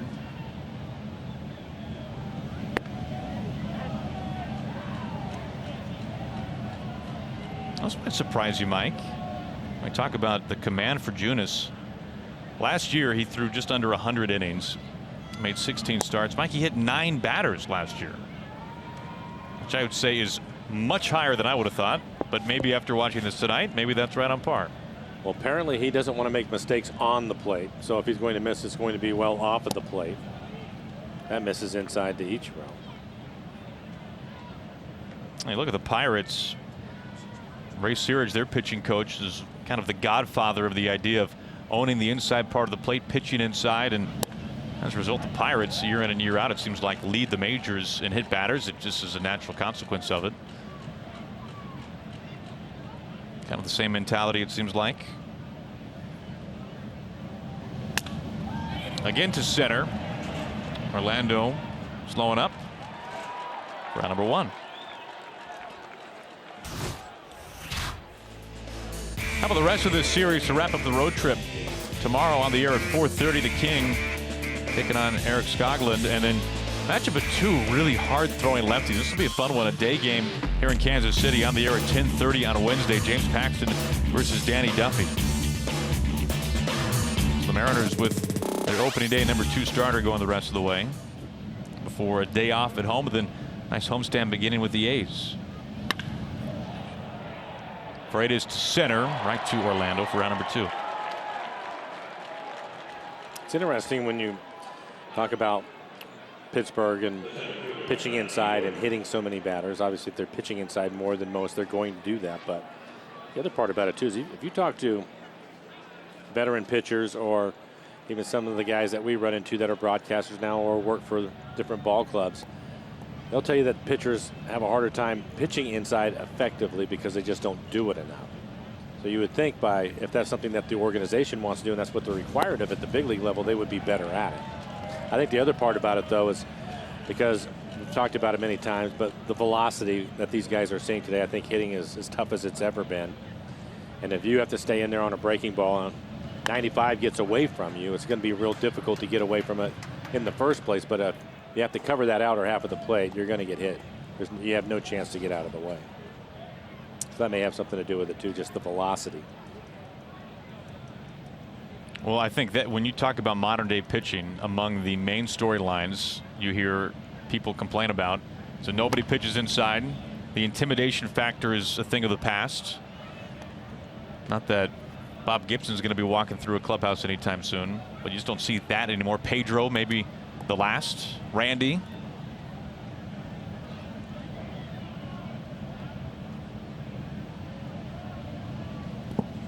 A weak wave at it. Butera on to first base to complete the strikeout. Mariners without a hit so far through 5 scoreless. We go to the home half, all Royals.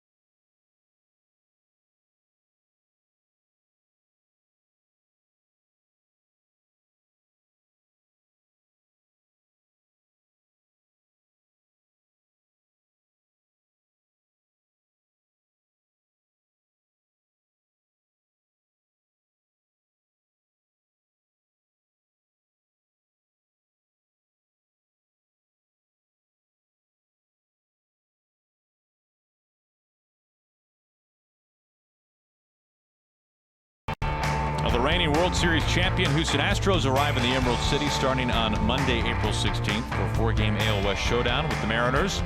Jose Altuve and the Astros meeting up with Robinson Cano and the Mariners in a can't-miss series. We hope to see you out at Safeco Field. As always, you can pick up your tickets by simply going to mariners.com.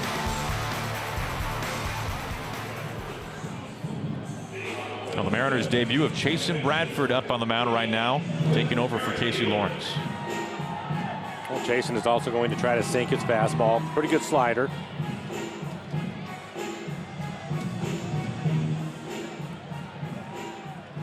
Bradford, 28 years old, out of Las Vegas.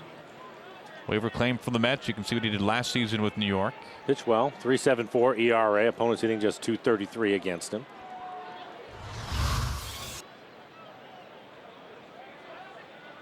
This was during commercial break. Casey Lawrence was making his way out to the mound when Chasen Bradford's coming in.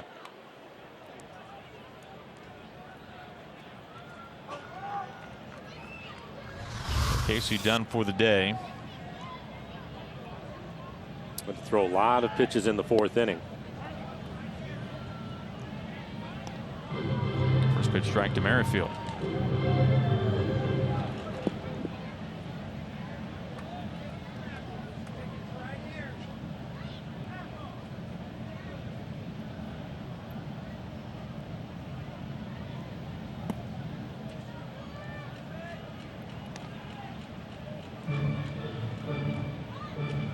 Merrifield, a couple of base hits today, robbed of a base hit by Cano.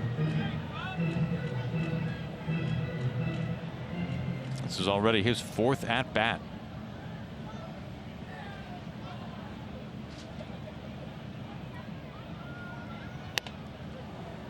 One and two. Bradford coming up today from Tacoma with Ryan Healy going on the disabled list with the ankle injury. Bradford part of what is now, at least for the time being, a 9-man bullpen.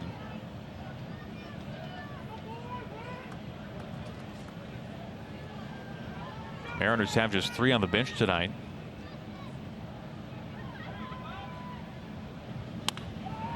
Soft fly ball, center field. D. Gordon there in plenty of time for out number 1. The Orca card is all you need to ride the Sounder train, Link Light Rail, buses, ferries, and street cards. You can learn more at getorcasmart.com.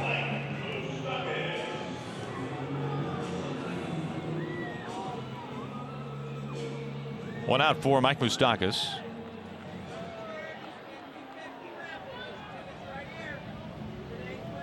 Now Moustakas lives in Southern California during the offseason and really seemed like he was anticipating, as he puts a charge in this first pitch out to Haniger for quick out number 2. He was really anticipating being the opening day third baseman for the Angels this year. And the Angels go out, they get Zach Cozart. They make him a third baseman instead. Moustakas remains unemployed and ends up falling back in the Royals' lap. Well, again, it was a strange offseason. We've talked about it enough, and I'll be curious to see what happens next winter.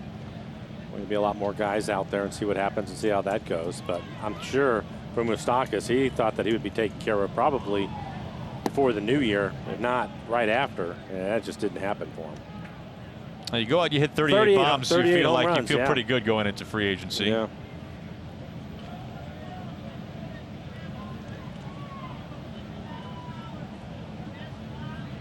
The 0-1 to Cuthbert. Makes it 0-2. Good breaking ball.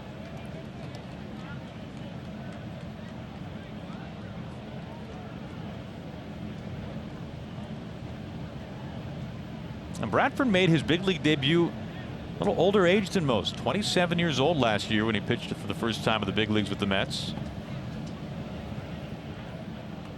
He's a Las Vegas native and the Mets AAA affiliate these days in Las Vegas. A few years ago moved from Buffalo to Las Vegas, which seems like a bit of a drastic change. So Bradford was essentially pitching at home for about 3 years. AAA ball. Parts of 3 seasons before getting the call up last season.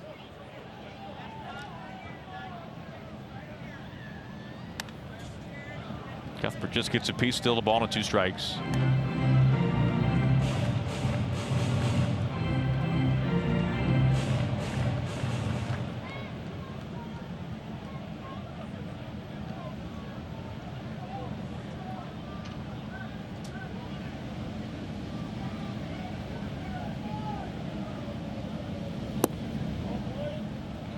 2-2.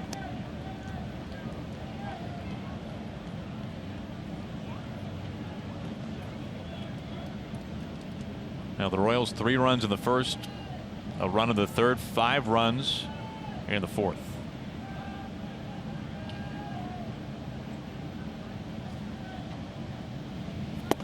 Almost got him.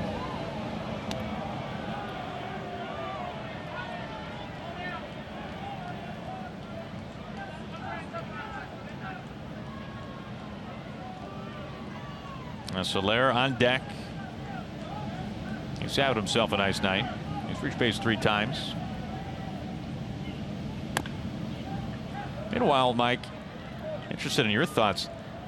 Obviously, what Jacob Junis has done tonight has been impressive. 5 no-hit innings, but it's maybe even more impressive when you consider the fact that, I mean, he has been down for a long time, a couple of different stretches. 2 9-batter innings for the Royals offensively. Well, I think the one thing for him is he's not a power pitcher. He's not looking for the really good fastball. So if you start to worry about any of that, the other thing about it too is with the way these stadiums are now, I'm sure that he's not just sitting in the dugout the whole time. He's probably upstairs somewhere, so that's not a problem. But I think more than anything, he's a guy that throws a lot of strikes and works the edges of the plate, will mix it up, and I think that is not going to bother him at all, as opposed to a power pitcher that maybe loses the strike zone because he's overthrowing. He hasn't been affected at all. Lengthy battle here with Cuthbert. Another 3-2. A 2-out walk. Cuthbert sees ball 4 for the second straight plate appearance. This copyrighted telecast is presented by authority of the Seattle Mariners and may not be reproduced or retransmitted in any form, and the accounts and descriptions of this game may not be disseminated without the express written consent of the Seattle Mariners. 2 outs, a runner aboard for Soler.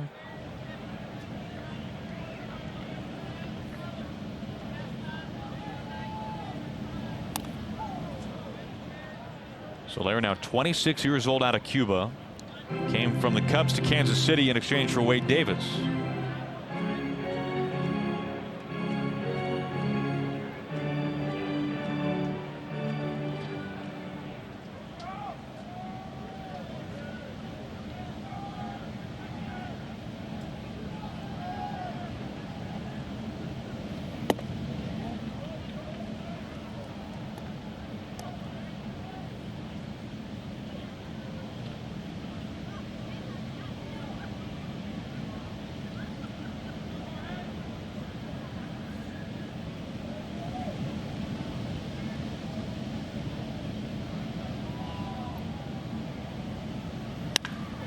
Quickly hit, backhand Segura, short way to Cano to end the inning. Jason Bradford makes his Mariners debut with a scoreless 5th. Royals have the lead.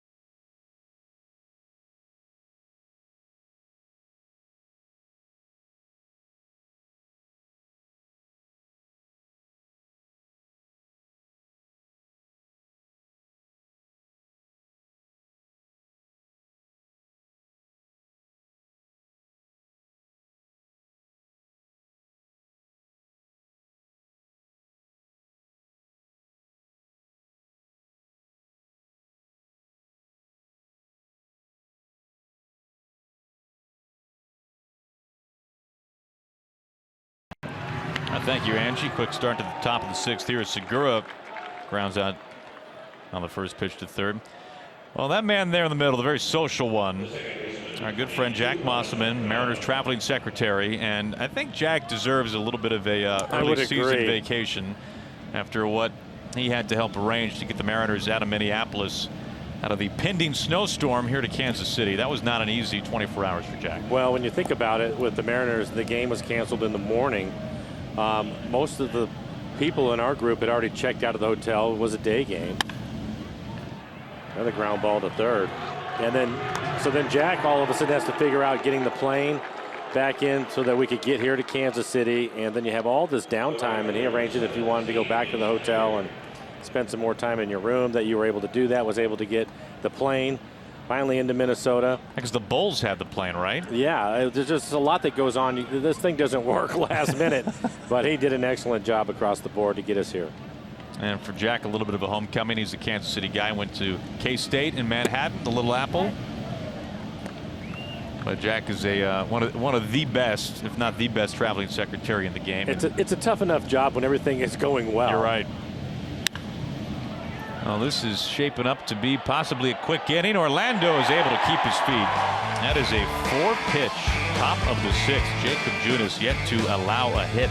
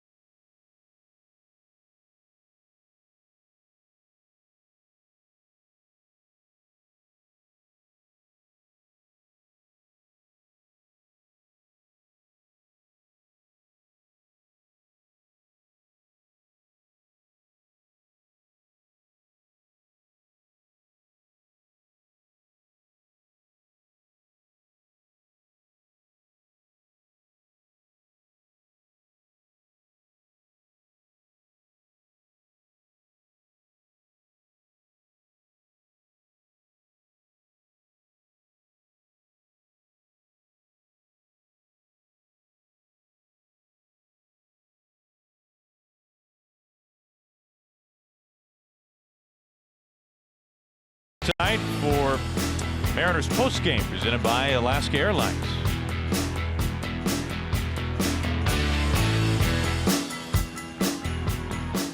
Jason Bradford back up on the mound for the Mariners, making his Mariners debut tonight, facing Paulo Orlando to begin the inning.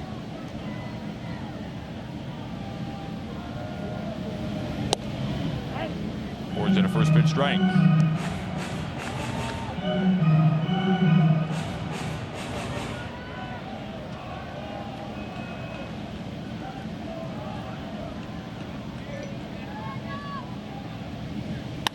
Ground ball off of Bradford and a perfect carom right to Vogelback. Now, for all the comebackers we've seen off of gloves of Mariners pitchers tonight, this one finally results in an out. Well, this is the third time, though, we've seen a deflection off of the pitcher for Chase. It looks as if it hit him in the back of the leg, and he seems to be fine. Maybe off his shoe. Kansas City really hitting the ball hard back up the middle.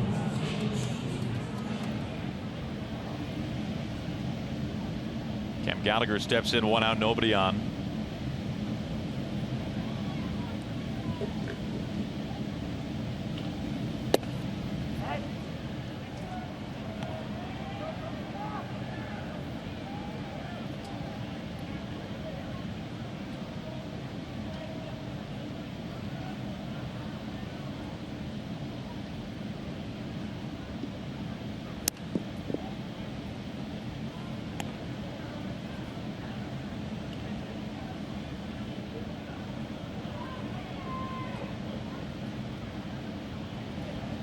was Marco Gonzalez who got the start tonight for the Mariners. 2 1/3 innings. Lawrence an inning and 2/3. And now Bradford. Seager, tough, tricky backhand. What a long throw off his heels, and it is in time. What a play, Kyle Seager. He is off to a great start defensively this year. Talking about the defense that they were playing in Minnesota and in San Francisco. Our Coors Light refreshing finish, Kyle Seager. How quickly he gets rid of this. That is right over the bag, well off the line. Perfect, easy one hop for Vogelback to handle at first base. Well done across the board, but Kyle Seager.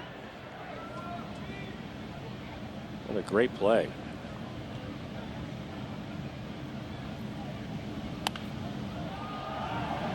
I got to tell you, Mike, I was pretty disappointed in Kyle today before the game because when they were taking some infield, Kyle was not in shorts and t-shirt like he was when it was 27 degrees in Minneapolis. Different circumstance at that point, Aaron. It was a little bit later. It was closer to 6 o'clock, so all the guys were in uniform. The Mariners did not hit on the field today, but they had everybody out there for infield-outfield practice, which was kind of fun to watch. We don't get to see that most of the time. They do those things during batting practice, but it was fun to see Kyle in shorts and a t-shirt in Minnesota when it was 26 degrees outside practicing. But today it was a little bit closer to game time, so everybody was in uniform.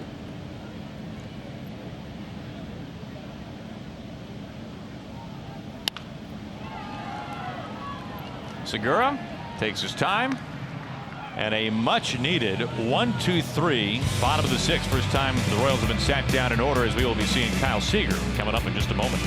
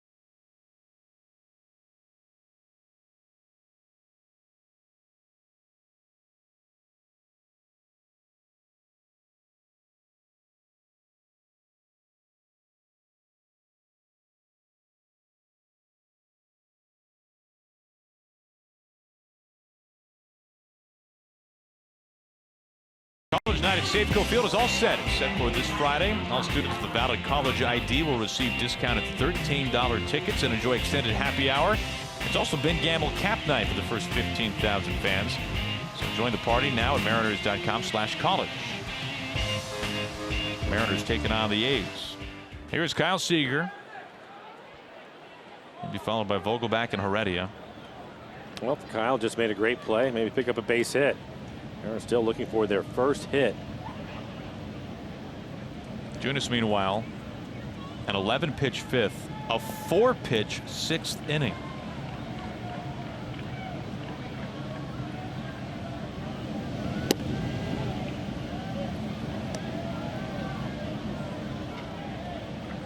As you remember, last time out for Kyle Seager, his first home run, also his 1,000th career hit.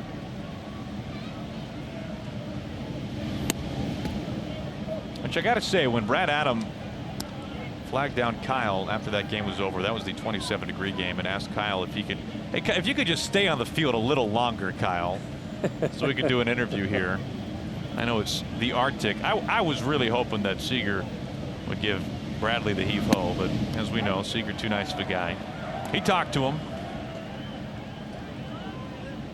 At that point, he should have been fine. We already talked about him being out there in shorts and a T-shirt. Full uni should be no problem.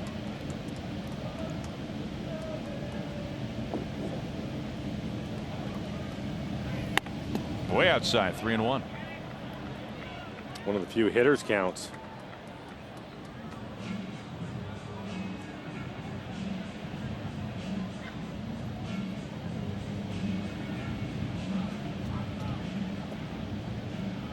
Now, Junis in his season debut this year at Detroit, 7 scoreless innings, just 3 hits. Was very efficient with his pitches then. Same story tonight. Right back to the mound. Seager a little upset. He's on number 1. Again, his timing and his location has been excellent. Pitched him away the entire time. Gets into a hitter's count, which most hitters are going to be a little more aggressive. And it turns out to be a fastball on the inside corner after pitching him away.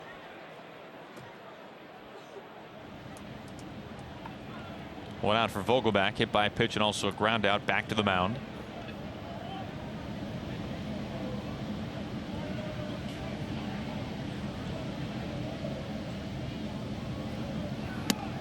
Like, I couldn't help but think when you were talking earlier tonight, this was in the early innings, about Junis and his slider. We saw the opposing average, which was, I believe, below 200. It was.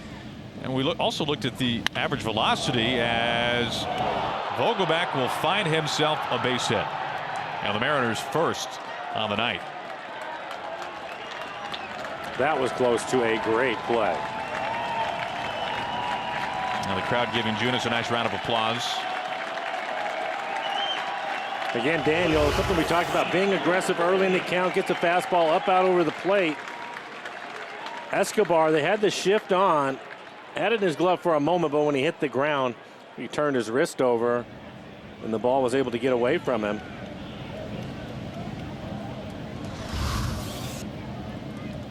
Well, not the Mariners' first base runner, but their first hit tonight. 6 1/3 no-hit innings for Junis. Here's Heredia. A legitimate base hit, hit hard. He smoked that, no doubt.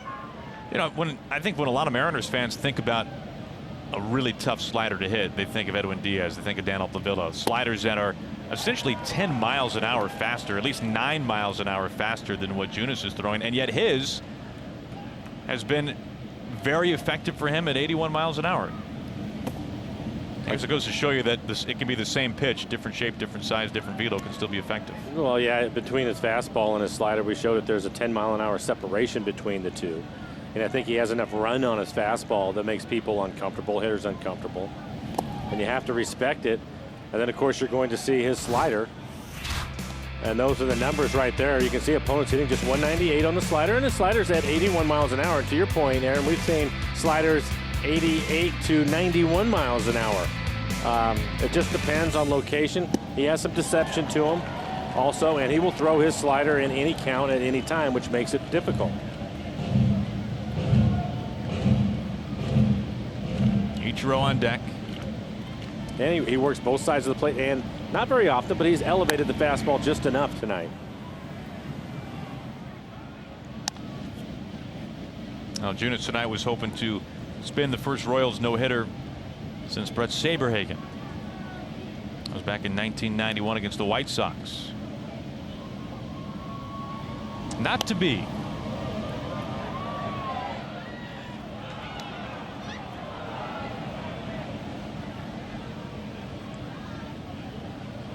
The other part that really helps him too is working ahead. A lot of first pitch strikes. Talked about it at the beginning. The hitters are either going to be aggressive early. There's a fastball running in off the plate. But you have to pick what you're going to try to do as far as the strategy goes. And they try to take his fastball away from him. And I think that's probably the best way to do it. But when he's locating and working back and forth, and all of a sudden he starts getting quick outs because of it, then you try to slow down, you fall behind, and that's when he works on you with the slider, like that one. Number 2. This is tough. After the fastball up and in, he comes right back with a slider pretty much in the middle of the plate at 82 miles an hour.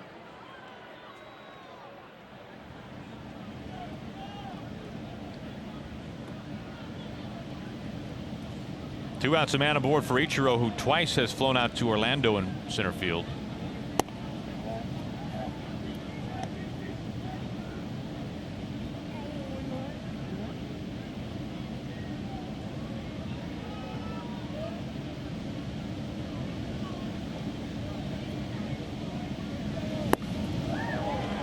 the wave at 1-1.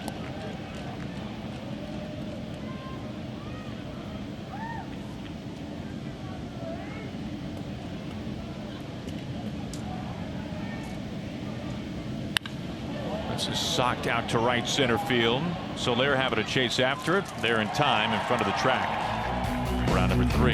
Vogelback, the Mariners' first hit, is left stranded. It's time to stretch.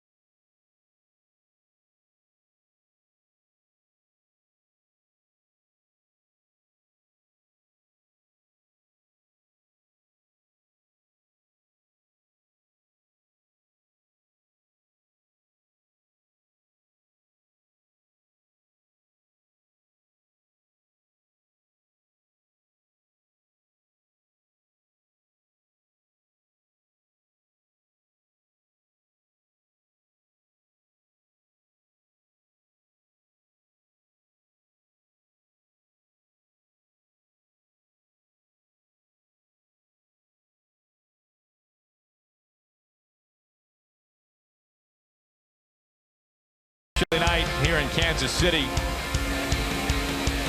The Mariners having a tough time tonight against Jacob Junis and the Royals. 9-0. I guess that there's some good news for the Mariners. Junis now at 90 pitches, and they do have a reliever getting loose in the pen. He has been awfully tough tonight. Blaine Boyer was last seen warming up. There's Butera. 2-run doubled his last time up.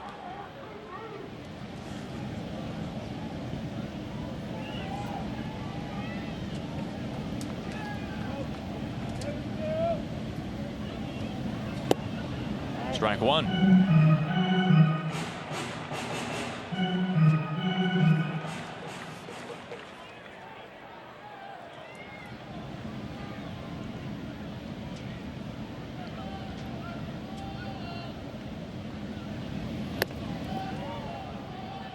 Now 0-2 on Butera.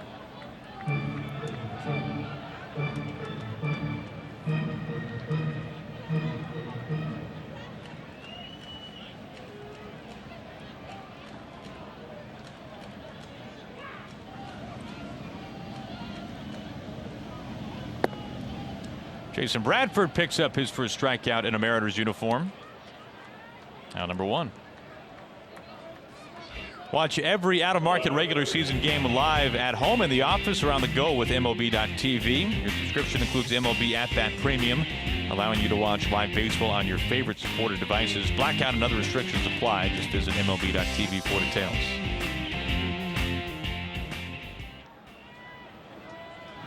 Leadoff man John Jay. Well, you know, Mike, I'd have to think that any player can keep their focus in a nothing game in the 7th inning, but man, when it's feels like it's 30 degrees outside in a ballpark that is more than half empty and your team is down 9-0 and you just picked up your first hit, these must be the toughest games to keep focus on. They can be difficult, especially when you consider the temperatures and the way the last week and a half have gone, but they have enough veterans in their lineup on this club where I don't think that'll be an issue for them. High target set. Missing high.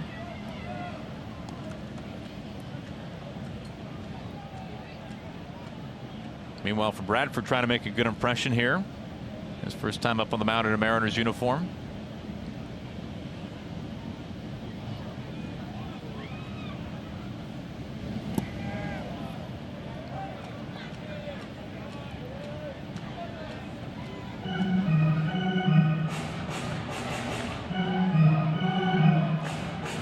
tonight all began with the Royals getting 3 runs in the first.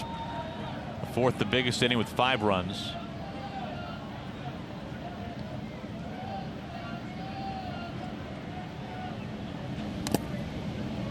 Just gets a piece till 2-2. I remember being a young player.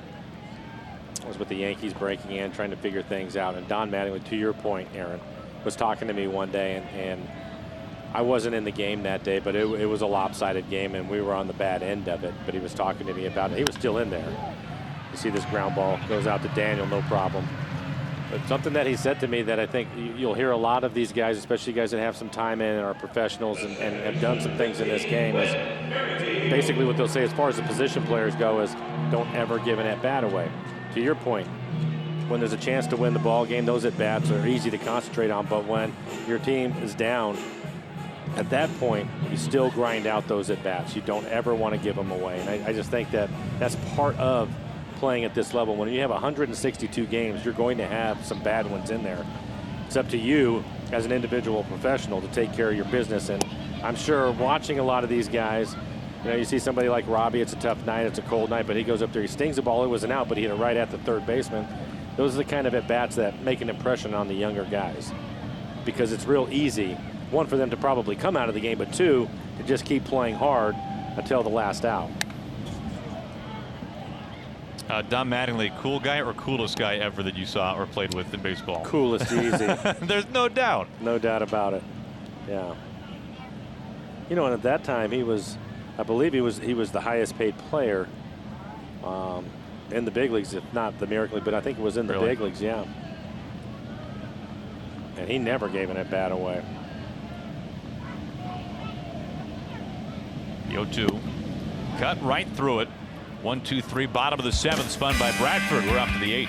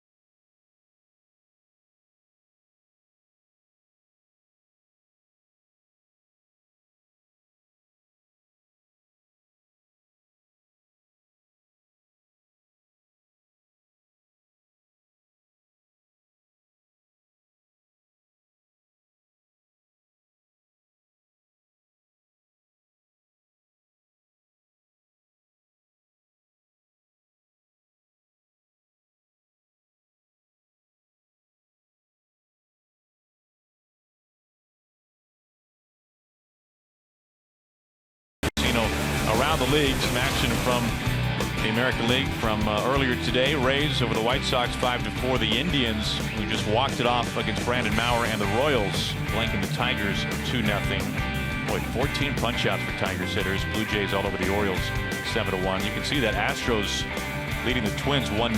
Verlander 6 scoreless, 9 strikeouts. Speaking of Brandon Maurer, here he is, former Mariner.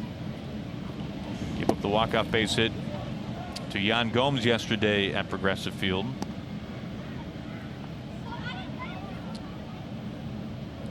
Take a look. 68 appearances for him last year. 6.5 ERA, though. He really has struggled. Almost a .300 batting average against him. Still has a good fastball, but not the same fastball he had when he was with Seattle. His average fastball now at 94, 95 miles an hour. He used to hit 97, 98 without a problem. He's also throwing his changeup a little bit more, changeup and slider to go with it. Freitas pops this up. No chance for Butera. Now clearly Ned Yost hoping to get Mauer some work here and iron out some kinks after a rough start to this season. He's walked at least one batter exactly each of his first 3 outings. Has given up a home run each of his last 2 times out.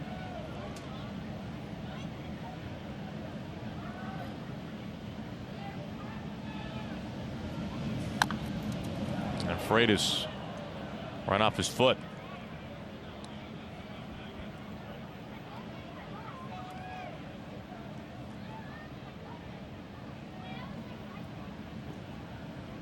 Freitas took a foul ball off the collarbone a couple innings ago when behind the plate.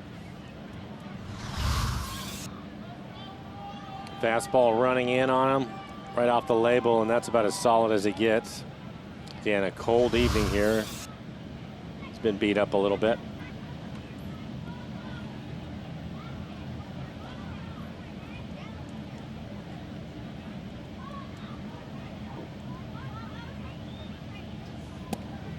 Strike 3 called.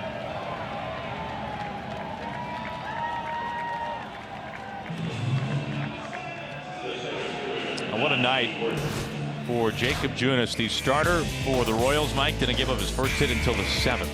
Well, there you can see it. 7 innings, the 1 hit, no runs, a couple of walks, 3 strikeouts, 90 pitches, 56 of those for strikes.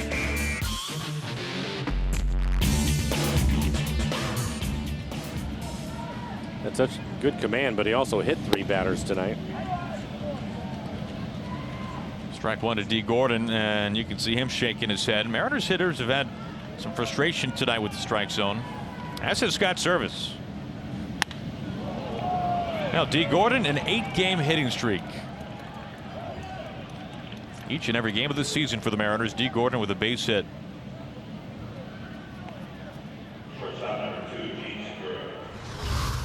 And this is on a pretty good pitch. A lot of run. That last pitch right on the outside corner and down, but D will stay with it. We've seen that quite a bit here in the early going. Hitting the ball back up the middle the other way. Not trying to do too much. 8-game hitting streak to start the year. Segura trying to lengthen his 6-game streak. He goes around for strike 1.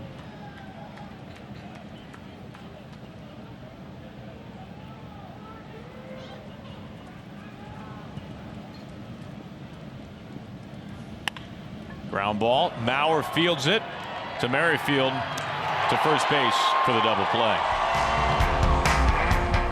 1-4-3. We go to the bottom of the 8th.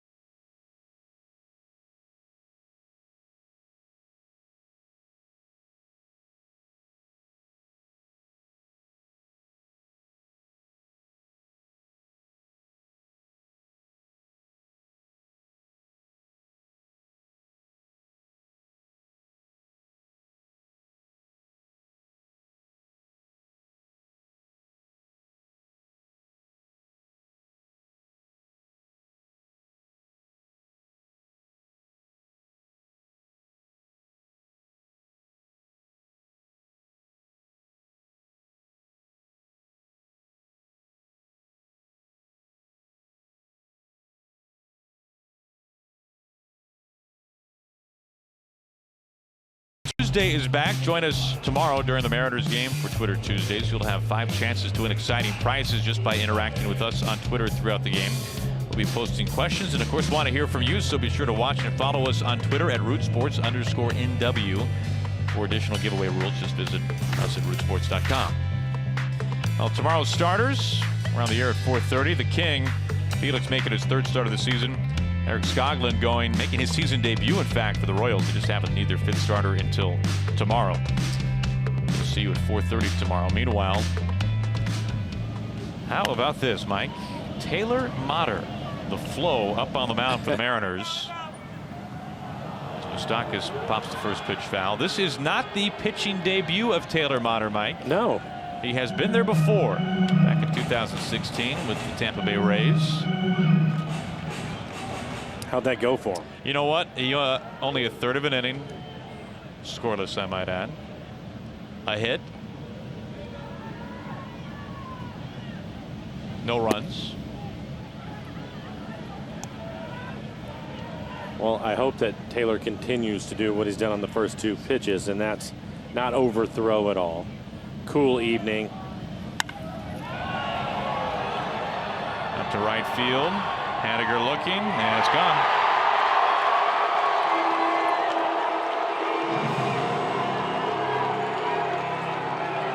Ten runs tonight for the Royals. And for Moustakas, he is the first Royals hitter other than Lucas Duda to homer. This Royals lineup tonight had no home runs in it due to a night off. For Taylor, a little sidearm changeup, 67 miles an hour. There's a look at it, just trying to throw strikes.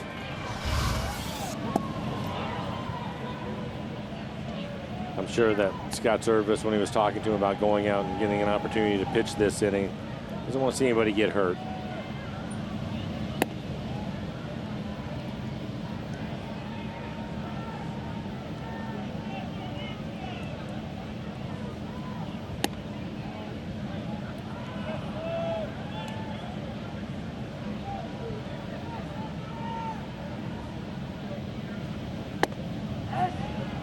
Three and one.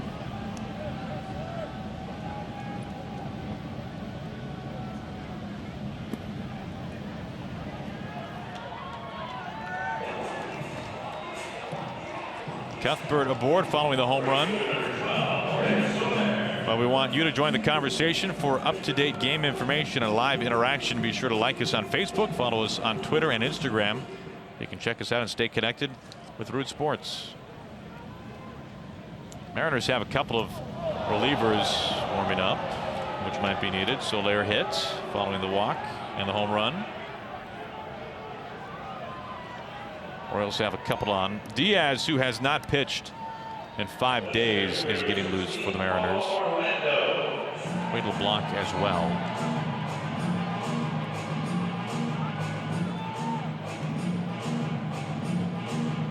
Probably just getting some work in because it's been a while for Diaz.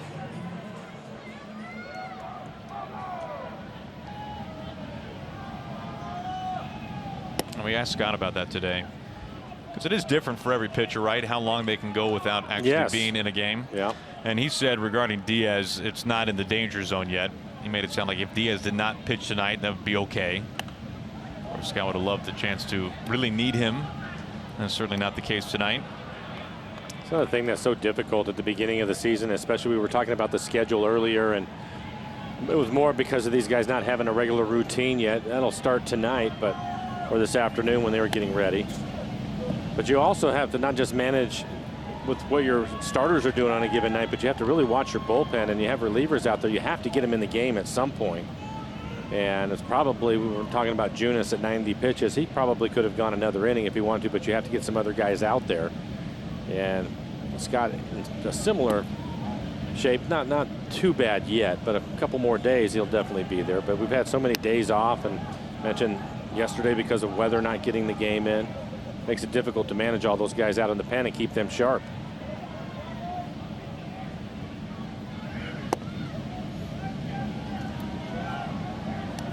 Full count on Orlando.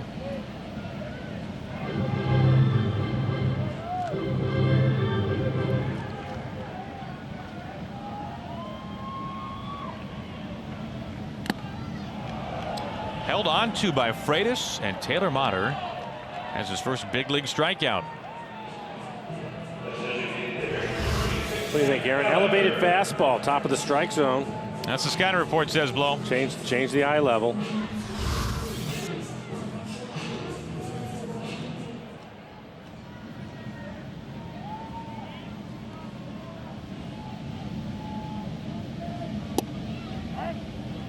Strike one to Gallagher.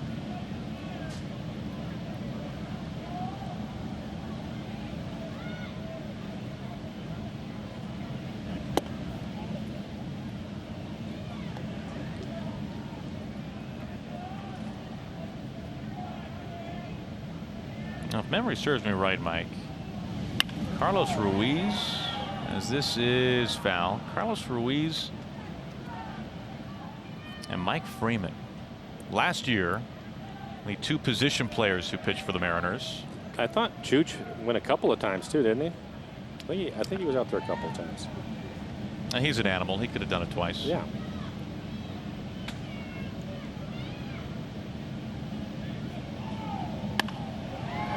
Romine, who's taken over at second base, climbs the ladder. There's out number 2. The shortstop number 2 out, Escobar. Another thing that we've talked about earlier in the game is a number of times now taking Robbie out of the game. Give him a little bit of a break in this weather. He's healthy, moving around great, but Romine will take over for him.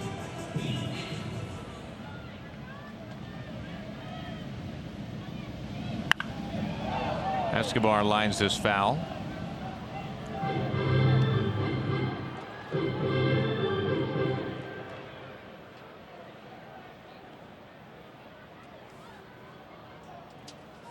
Enjoyable facing position players pitching, Mike? I never liked it. It's a no-win. If you homer, yeah, I homered off a utility guy. Throwing batting practice. And if you strike out, you're going to hear it from everybody. Yep, you pretty much figured it out.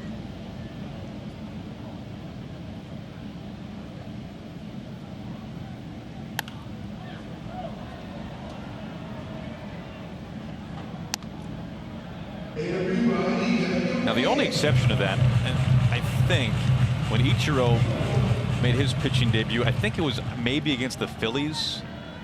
And to say that you're one of the only guys to actually hit off of Ichiro, that'd be pretty cool. To tell the grandkids about. I agree. D. Gordon comes in to make the catch as we go to the 9th. Mariners down to their final 3 outs.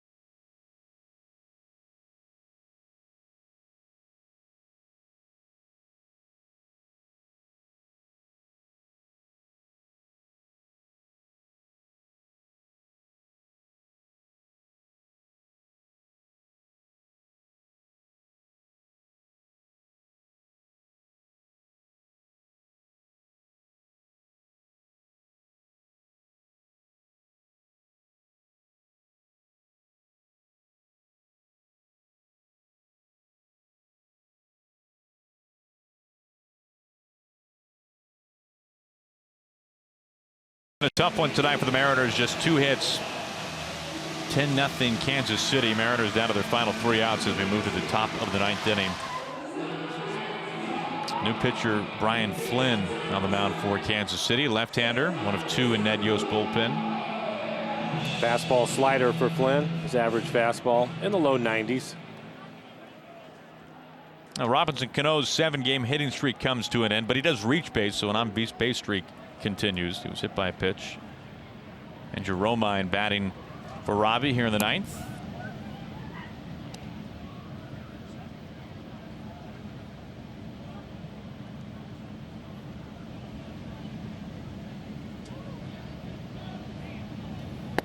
Romine was a topic of conversation for Scott Service earlier today, saying that he would like to get Romine a start at some point in this series. Romine, as you know, has only come off the bench so far this year.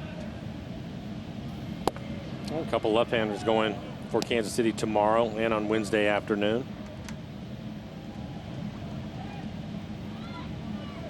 Also thinking about, Scott, that is trying to get either Cano or Seager a DH day. Trying to mix and match a little bit with Romine and give Vogelback a day off with the lefties that you mentioned.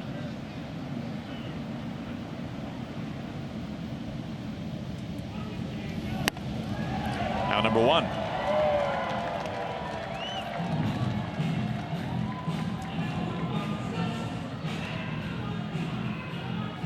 In steps Mitch Haniger. 0 for 2 with a walk in this one tonight.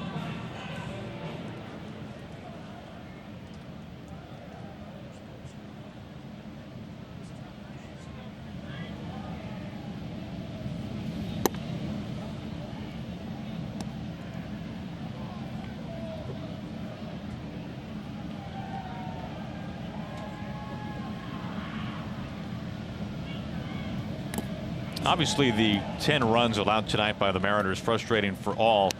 Look at this Royals pitching, though, Mike. Tonight, obviously, you don't want to see the Mariners shut out, but this has been a really good pitching team to begin the season. Yesterday, the Royals snapped a 23-inning scoreless streak, which tied a club record twice set before. And we're talking in terms of team pitching, not their offense.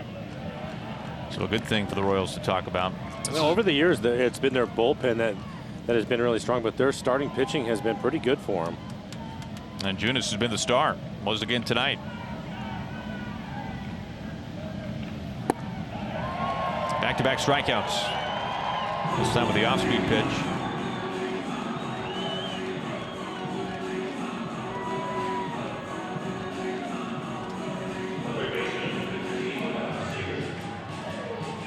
Now, last chance tonight for the Mariners, Kyle Seager. Left on left.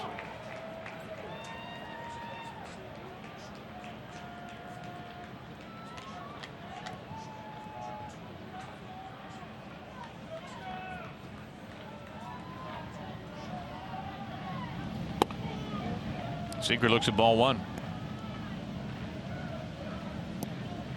Now, the Royals' previous 2 wins, remember they entered today just 2-5 on the young season, or 1-0 wins. So a chance for their 3rd shutout. This would be a much more lopsided one. We'll see if Kyle can do something with a fastball right here. Good count for him, 2-0.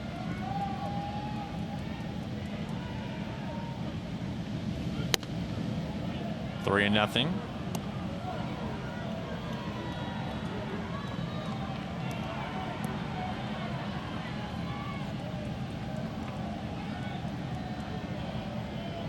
Well, limited sample, has done well against lefties so far this season.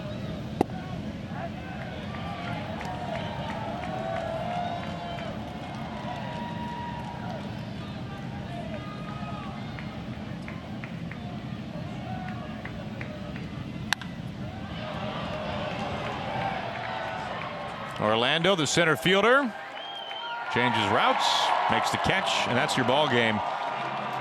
Royals shut out the Mariners tonight, 10-0 the final score. Jacob Junis with a no-hitter that was lost in the 7th, one of 2 hits on the night for the Mariners. The Mariners postgame presented by Alaska Airlines starts right now. Guys, take it away.